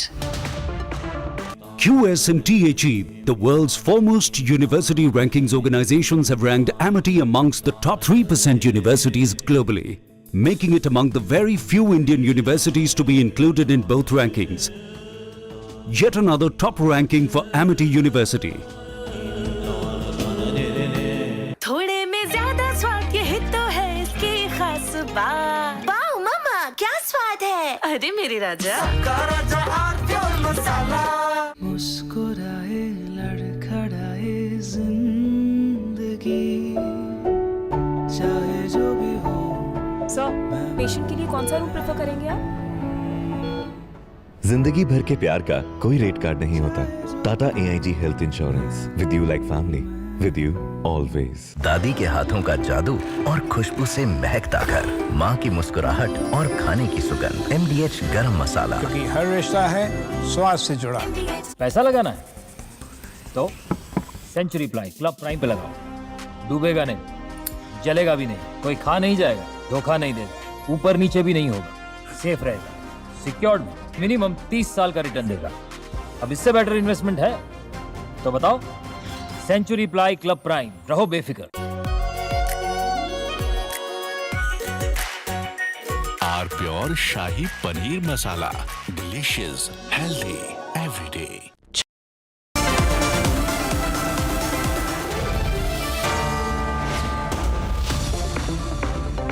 Powered by Century Ply Club Prime, रहो बेफिक्र। पैसा लगाना है तो century ply club prime पे लगाओ, डूबेगा नहीं, जलेगा भी नहीं, कोई खा नहीं जाएगा, धोखा नहीं देगा, ऊपर नीचे भी नहीं होगा, सेफ रहेगा, सिक्योर्ड, मिनिमम 30 साल का रिटर्न देगा। अब इससे बेटर इन्वेस्टमेंट है तो बताओ। सेंचुरी प्लाई क्लब प्राइम, रहो बेफिक्र। अब छोलिया हो या लोबिया, सफेद चने या काले चने, सब कुछ मजेदार बने। मुस्कुराए लड़खड़ाए जिंदगी।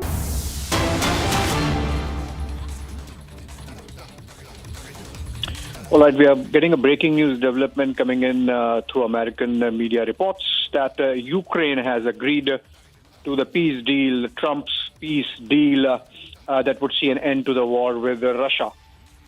This is essentially a White House official or a U.S. official in the Trump administration telling Fox News. And the official is quoted as saying that there are some minor details to be sorted out, but they have agreed to a peace deal. Ukraine's decision to agree to the deal came hours after Russia launched overnight attack on Kiev, essentially, which means that while there is some suggestion here that Ukraine might be agreeing to the peace deal, a ceasefire is still some time away. President Trump, of course, would claim victory. It was 2018 or 20-point peace deal that was pushed by the American side. In fact, it's really surprising that the American media reports are suggesting that Ukraine has agreed to the deal, because just a few hours back we had the Russians and none other than Kremlin spokesperson or President Putin's spokesperson Dmitry Peskov suggesting that the deal is yet to reach them officially. It's still through media reports that they are hearing that President Trump has come out with a 20-point peace agreement which would bring an end to the war between Russia and Ukraine. Also, Remember, Russia has continued with its push, militarily speaking, in whichever areas it has a military advantage. The peace deal has been talked about. The peace deal has been talked about as being picked up from a Russian wish list. Europe has cringed at agreeing to it. In fact, just a couple of hours back, we had a statement attributed to French President Emmanuel Macron suggesting that this is capitulation. And yet, American media reports clearly suggesting that President Zelensky, under pressure from Trump ultimatum, Trump had effectively said, take it or leave it. And if the Ukrainians do not agree, then, of course, America would completely withdraw all aid and support. So it seems that threat has worked, and Ukraine, going by American media reports, agreeing to President Trump's 20-point peace deal. And, of course, it remains to be seen how the Russians respond to this.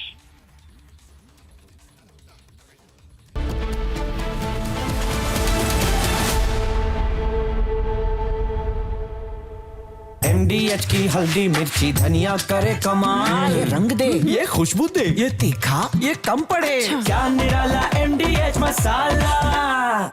QS and THE, the world's foremost university rankings organizations, have ranked Amity amongst the top 3% universities globally, making it among the very few Indian universities to be included in both rankings. Yet another top ranking for Amity University. Pure सूजी pasta उबालो मिलाओ और खाओ 8 minute में तैयार. क्या test है सबका राजा आर मसाला.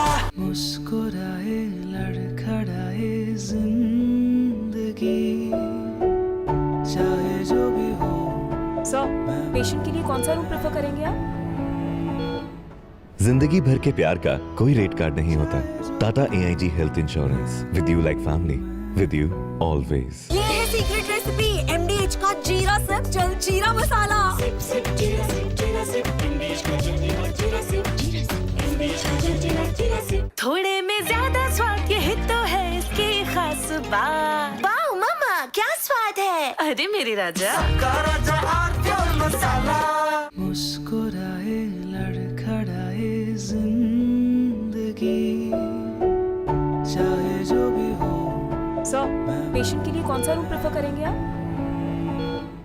जिंदगी भर के प्यार का कोई रेट कार्ड नहीं होता.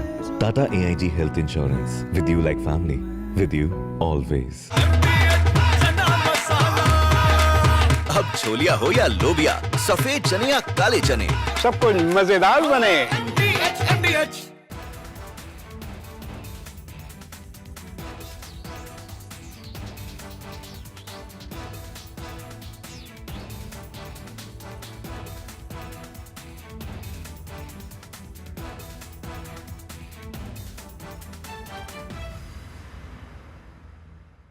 China and Japan are clashing verbally over Taiwan.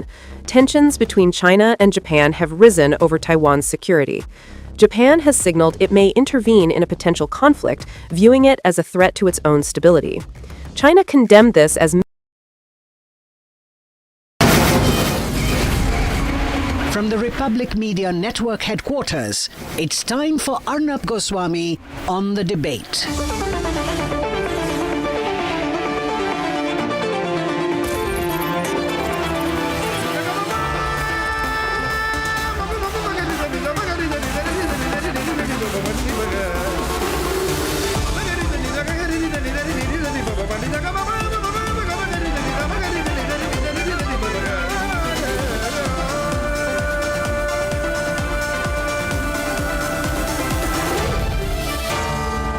Arnab Goswami on the debate. On the show tonight was the growing significance of the statement made by the Prime Minister at the Dhwajarohan ceremony on the completion of the Sri Ram Janmabhoomi temple in Ayodhya. At 9 o'clock tonight, Mamata Banerjee threatens to break the country and destroy the country if SIR is implemented.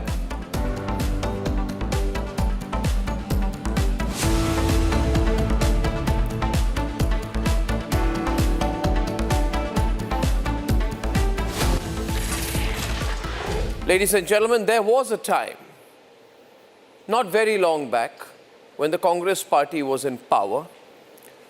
And the Congress party has been historically an anti-Hindu and pro-Muslim party. It has been a pseudo-secular party. It is a party, after all, whose founders were foreigners, ladies and gentlemen. And therefore, when the Congress party was in power, you were expected to underplay anything that represented Hinduism. You were supposed to attend all the iftar parties in the world to show how progressive you are. And you were supposed to underplay anything to do with Hinduism. And that is why, from that time to now, today the Prime Minister hoisted an 11 kilogram, 22 feet long, 11 feet wide, saffron flag, Bhagwa Dhwaj, at the Ram Mandir in Ayodhya. What a beautiful ceremony. And a great significance of this event also is, ladies and gentlemen, the fact that it marks the completion of the Sri Ram Janmabhoomi temple's main spire and outer wall. A 42-foot Dharma Dhwaj, engineered to rotate with the wind as per ancient temple design, is hoisted in the most sacred Abhijit Muhurat. The Dhwaj was hoisted on a very sacred day as well. And this was such an important thing. The growing sense of Hindu pride in the country. We look at these images and we are grateful for this time that we are living in. But the Congress party was very angry. Let me show you what the Congress has said. The Congress said this country has no religion. The Congress party, which is in denial, whose leader is more often in Colombia and Bangkok than in India. Rashid Alvi, not Ajay Rai there. Rashid Alvi of the Congress party said, will Narendra Modi hoist a flag on a mosque, a gurdwara or a church? He wants to hoist a saffron flag on the Ram Mandir for political benefit. He should learn true secularism from who else, according to them, but Pandit Jawaharlal Nehru. Ladies and gentlemen, the Congress party should explain to us why was Prime Minister Jawaharlal Nehru, when he was Prime Minister, offering the chadar in Ajmer Sharif Dargah every year? Was that a religious comment? Did Nehru visit the Kumbh Mela also in 1954, though his great-grandson doesn't? Did that make Nehru a one-time secular? Or did that make him non-secular because he went to the Kumbh Mela? Months after Sanjay Gandhi's death, ladies and gentlemen, Indira Gandhi visited the Chamunda Devi temple in Himachal Pradesh in December 1980. When she visited the temple, was she communal? Ladies and gentlemen, they are questioning why Prime Minister Narendra Modi did the Dhwajarohan in Ayodhya today. The Prime Minister is also the same person, ladies and gentlemen, who has stood by every single moment of Hindu pride. Does the Congress party want the Prime Minister of the country to be an atheist? Which part of the Constitution of India says that if you are the Prime Minister of India, where there are more than 80 to 85% Hindu population, you have to be an atheist?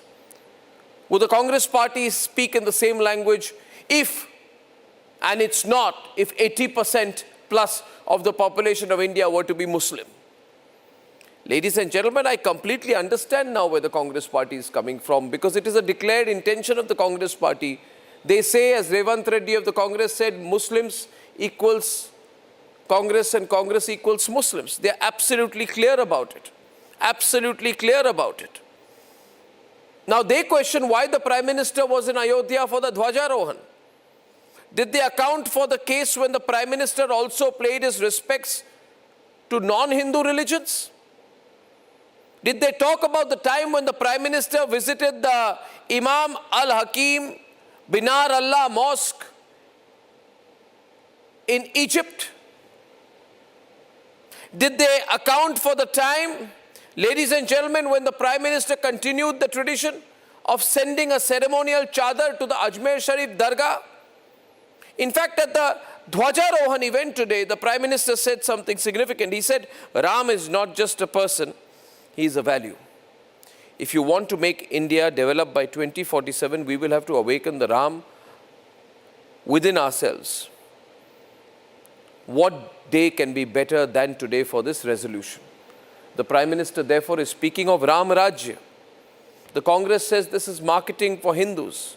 The Congress says if you talk of Lord Ram, if you talk of the Ram Mandir, if you talk of Dhwajarohan, you become communal, and they say this is marketing. Was the Congress party doing marketing when it said the following? When it said that Congress equals Muslim and Muslim is equal Congress? Was that marketing? When the Congress party said that there must be Muslim reservations, was it marketing? These questions will have to be asked of the Congress party. They are, and everybody knows they are a pro-Muslim party. They have chosen to be a pro-Muslim party, but they cannot be anti-Hindu in a country where more than 80-85% of the population is Hindu. Ladies and gentlemen, talking of Ram Rajya, the word Satyagraha has been mentioned 110 times, roughly, in the 557 odd pages of my experiments with truth.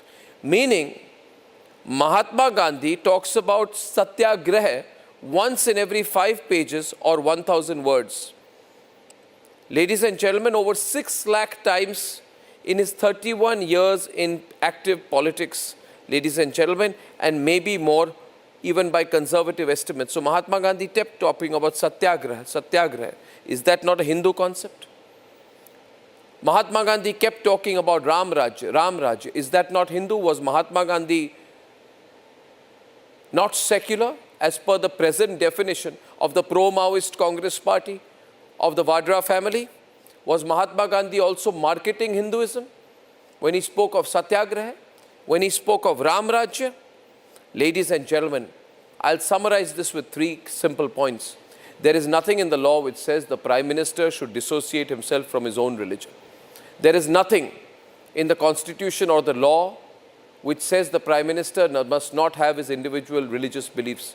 And there is nothing, ladies and gentlemen, nothing in the law, nothing in convention, nothing in reality which says Hinduism must be divorced from the social fabric of this country. It can never be. Let's debate.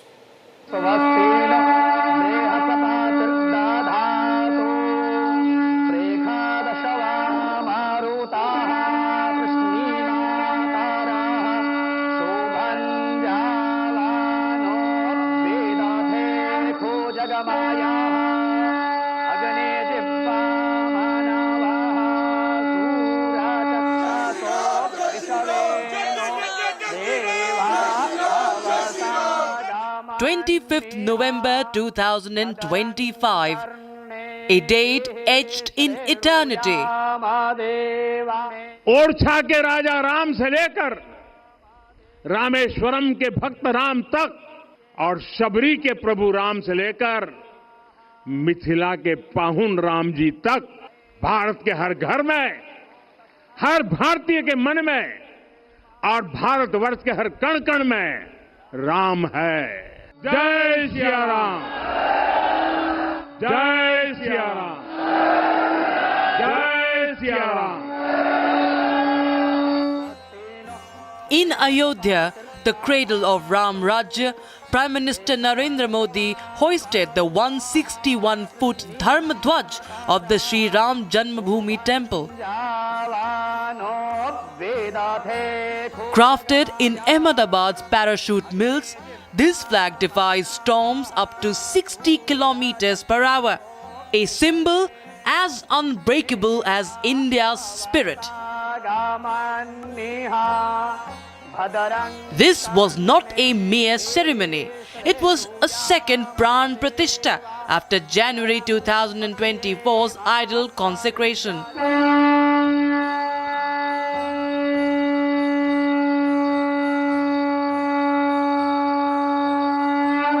All 44 doors flung open.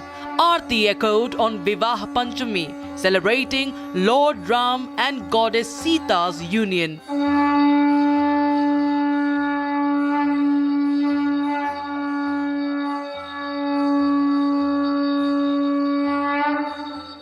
But Ayodhya's roar echoed a fiercer call today.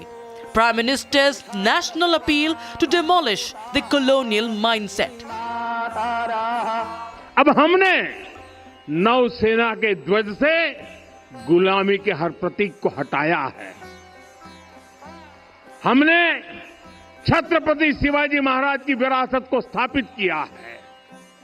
और ये सिर्फ एक design में बदलाव नहीं हुआ, ये मानसिकता बदलने का क्षण था। ये वो घोषणा थी कि भारत अब अपनी शक्ति अपने प्रतीकों से परिभाषित करेगा, न कि किसी और की विरासत से। The Dhwaja is up and the colonial flag down. Macaulay's colonial curse sought to be buried forever. Macaulay नाम के एक अंग्रेज ने भारत को अपनी जड़ों से उखाड़ने के बीज बोए थे। मैकाले ने भारत में मानसिक गुलामी की नींव रखी थी। भारत को गुलामी की मानसिकता से मुक्त करके रहेंगे। But the opposition already seems nervous and jittery about the rising Hindu pride. हो सकता है कि उनको विचारों को इसलिए ना बुलाया गया हो कि वो दलित हैं, वरना प्रधानमंत्री के कार्यक्रम में सबसे पहला नहीं होता तो वहाँ के लोकल सांसद को जाना चाहिए था। हो सकता है कि ये सोच रही हो। हमारे प्रधानमंत्री कोई अवसर नहीं छोड़ते हैं पब्लिसिटी का, और ये तो एक अच्छा मौका था, जबकि ये काम किसी धर्म गुरु को देना चाहिए था। कोई धर्म से प्रभावित होकर या श्रद्धा से उन्होंने ये काम किया, ऐसा नहीं है। वो सिर्फ इसका राजनीतिक लाभ उठाने के लिए ऐसा काम किया है। Some in the Congress even calling the historic day in Ayodhya a political show. भगवान राम की आराधना पूजा सब लोग करते हैं, सब लोग उनके उपासक हैं, और जो इस तरीके की जो मार्केटिंग हो रही है, निमंत्रण दिया जा रहा है, तो मैं समझता हूं कि ये केवल और केवल मार्केटिंग करके अपने वाहवाही लूटना है। Ayodhya's Dhwaja flutters as a beacon of Ram Rajya Mahatma Gandhi cherished. But opposition fails to get the message. Will the Congress heed to the Prime Minister and come out of the colonial mindset is the question.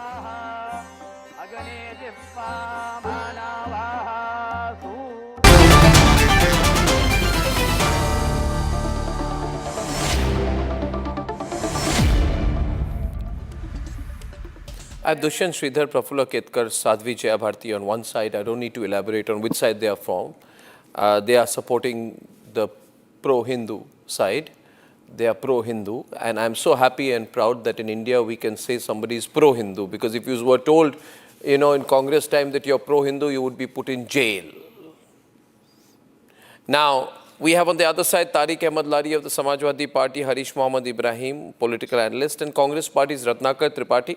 Ratnakar जी, वैसे जो Congress party के मुस्लिम नेता है, pro मुस्लिम Congress party के मुस्लिम नेता तारिक अनवर, उनको क्या पता है कि हिंदू धर्म क्या होता है, जो वो ज्ञान दे रहे हैं वहाँ पे कि हिंदू धर्म के मुताबिक ये होना चाहिए, हिंदू धर्म के मुताबिक वो होना चाहिए। वो मुस्लिम नेता है, वो खुद मुस्लिम है और वो एक प्रो मुस्लिम पार्टी के नेता हैं, तो वो हिंदू धर्म के बारे में लेक्चर क्यों दे रहे हैं कि क्या करना चाहिए था, क्या नहीं करना चाहिए था। और एक बड़े हिंदू कार्यक्रम में, in a very major Hindu religious ceremony, why should a Muslim leader make offensive comments about the Hindu religion?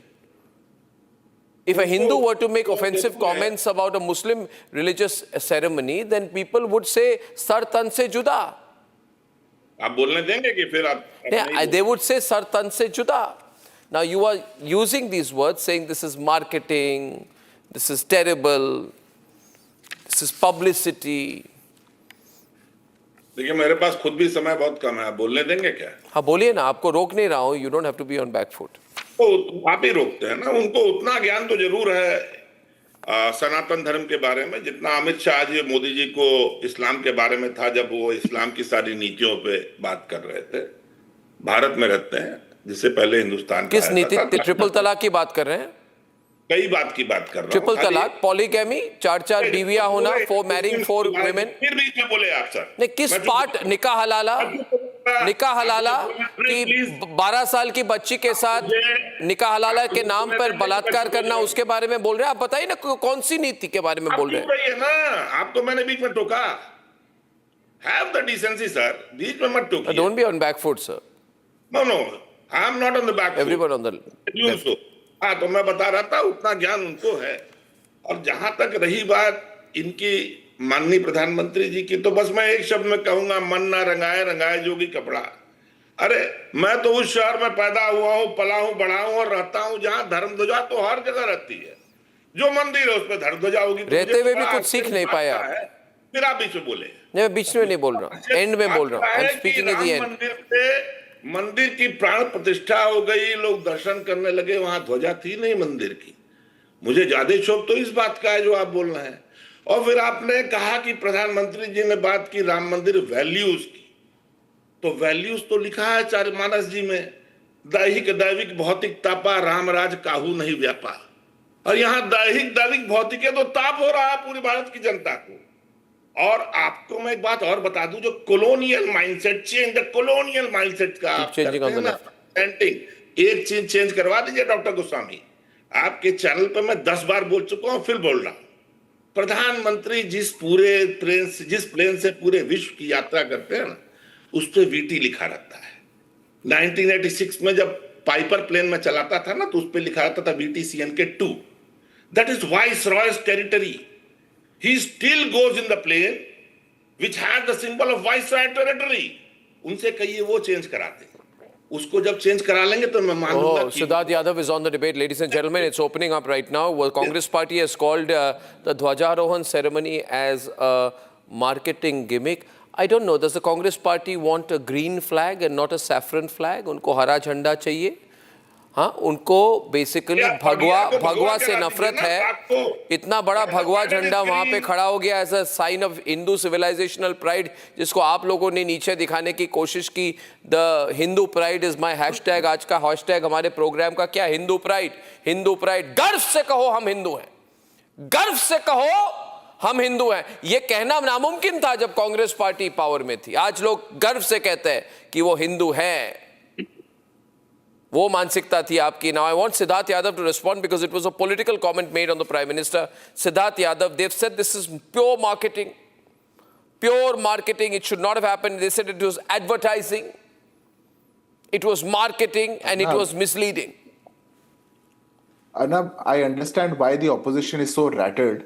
Because in a country where they would organize conferences of eradicating Sanatan Dharma, where an alliance would get together and call Sanatan Dharma dengue, malaria, where they would say कि इनको तो देश से बाहर निकालना है, हिंदुत्व इस देश के अंदर नहीं चलेगा। In that time, when Ram मंदिर का ध्वजारोहण होगा तो मिर्ची लगनी तय है। That is their problem. One political ideology, one political family, one party which over the years have just ridiculed the Hindus in this country, who have just always done appeasement politics, who always thought कि हिंदुओं को जितना चाहे उतना दबाते जाओ, who never understood the civilizational issue, who went to the courts and said कि जितनी बातें आप कर रहे हैं सब काल्पनिक है, राम काल्पनिक है। आज उनके आंखों के आगे राम मंदिर बन गया और उसका ध्वजारोहण हो गया। I am sure why they are rattled. There is no denial in that. They want to live in ambiguity. I want to be direct about everything. They want to live in ambiguity. Sorry to intervene, but I think everybody must know today is Sonia Gandhi, after marriage, as per what appeared to be Hindu rituals, if I make a comment today, they will not like it. But Ratnakar Tripathi, the nation wants to know, is Sonia Gandhi a Catholic, practicing Christian Catholic, or is she Hindu?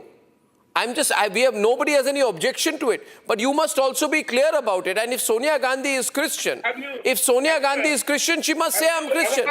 I'm just curious to know, why are you getting touchy? Why are you getting touchy? Why are you touchy? I'm just asking you. I'm just asking you. Shall I speak? Is it wrong? Shall I speak, sir? Is it wrong to ask that question? Now getting touchy, getting all touchy. Hot under the collar. Ratnakar Tripathi. Now I'm talking about Hindu pride. If Sonia Gandhi was trying to bring in a communal violence bill which always would have put Hindus as perpetrators of crime, perpetrators of communal violence and Muslims and other minorities as victims of communal violence. I want to know whether it was Sonia Gandhi, a Christian, who was about to do it, or Sonia Gandhi, a Hindu, who was about to do it. If Sonia Gandhi, as a Christian, as a practicing Christian, is passing a communal violence bill which is portraying the Hindu community as perpetrators of communal violence, the nation has a right to know. Do you understand that? The nation has a right to know. Yes. Because of the comments you make about Hinduism all the time. Because of your perverse hatred for Hinduism.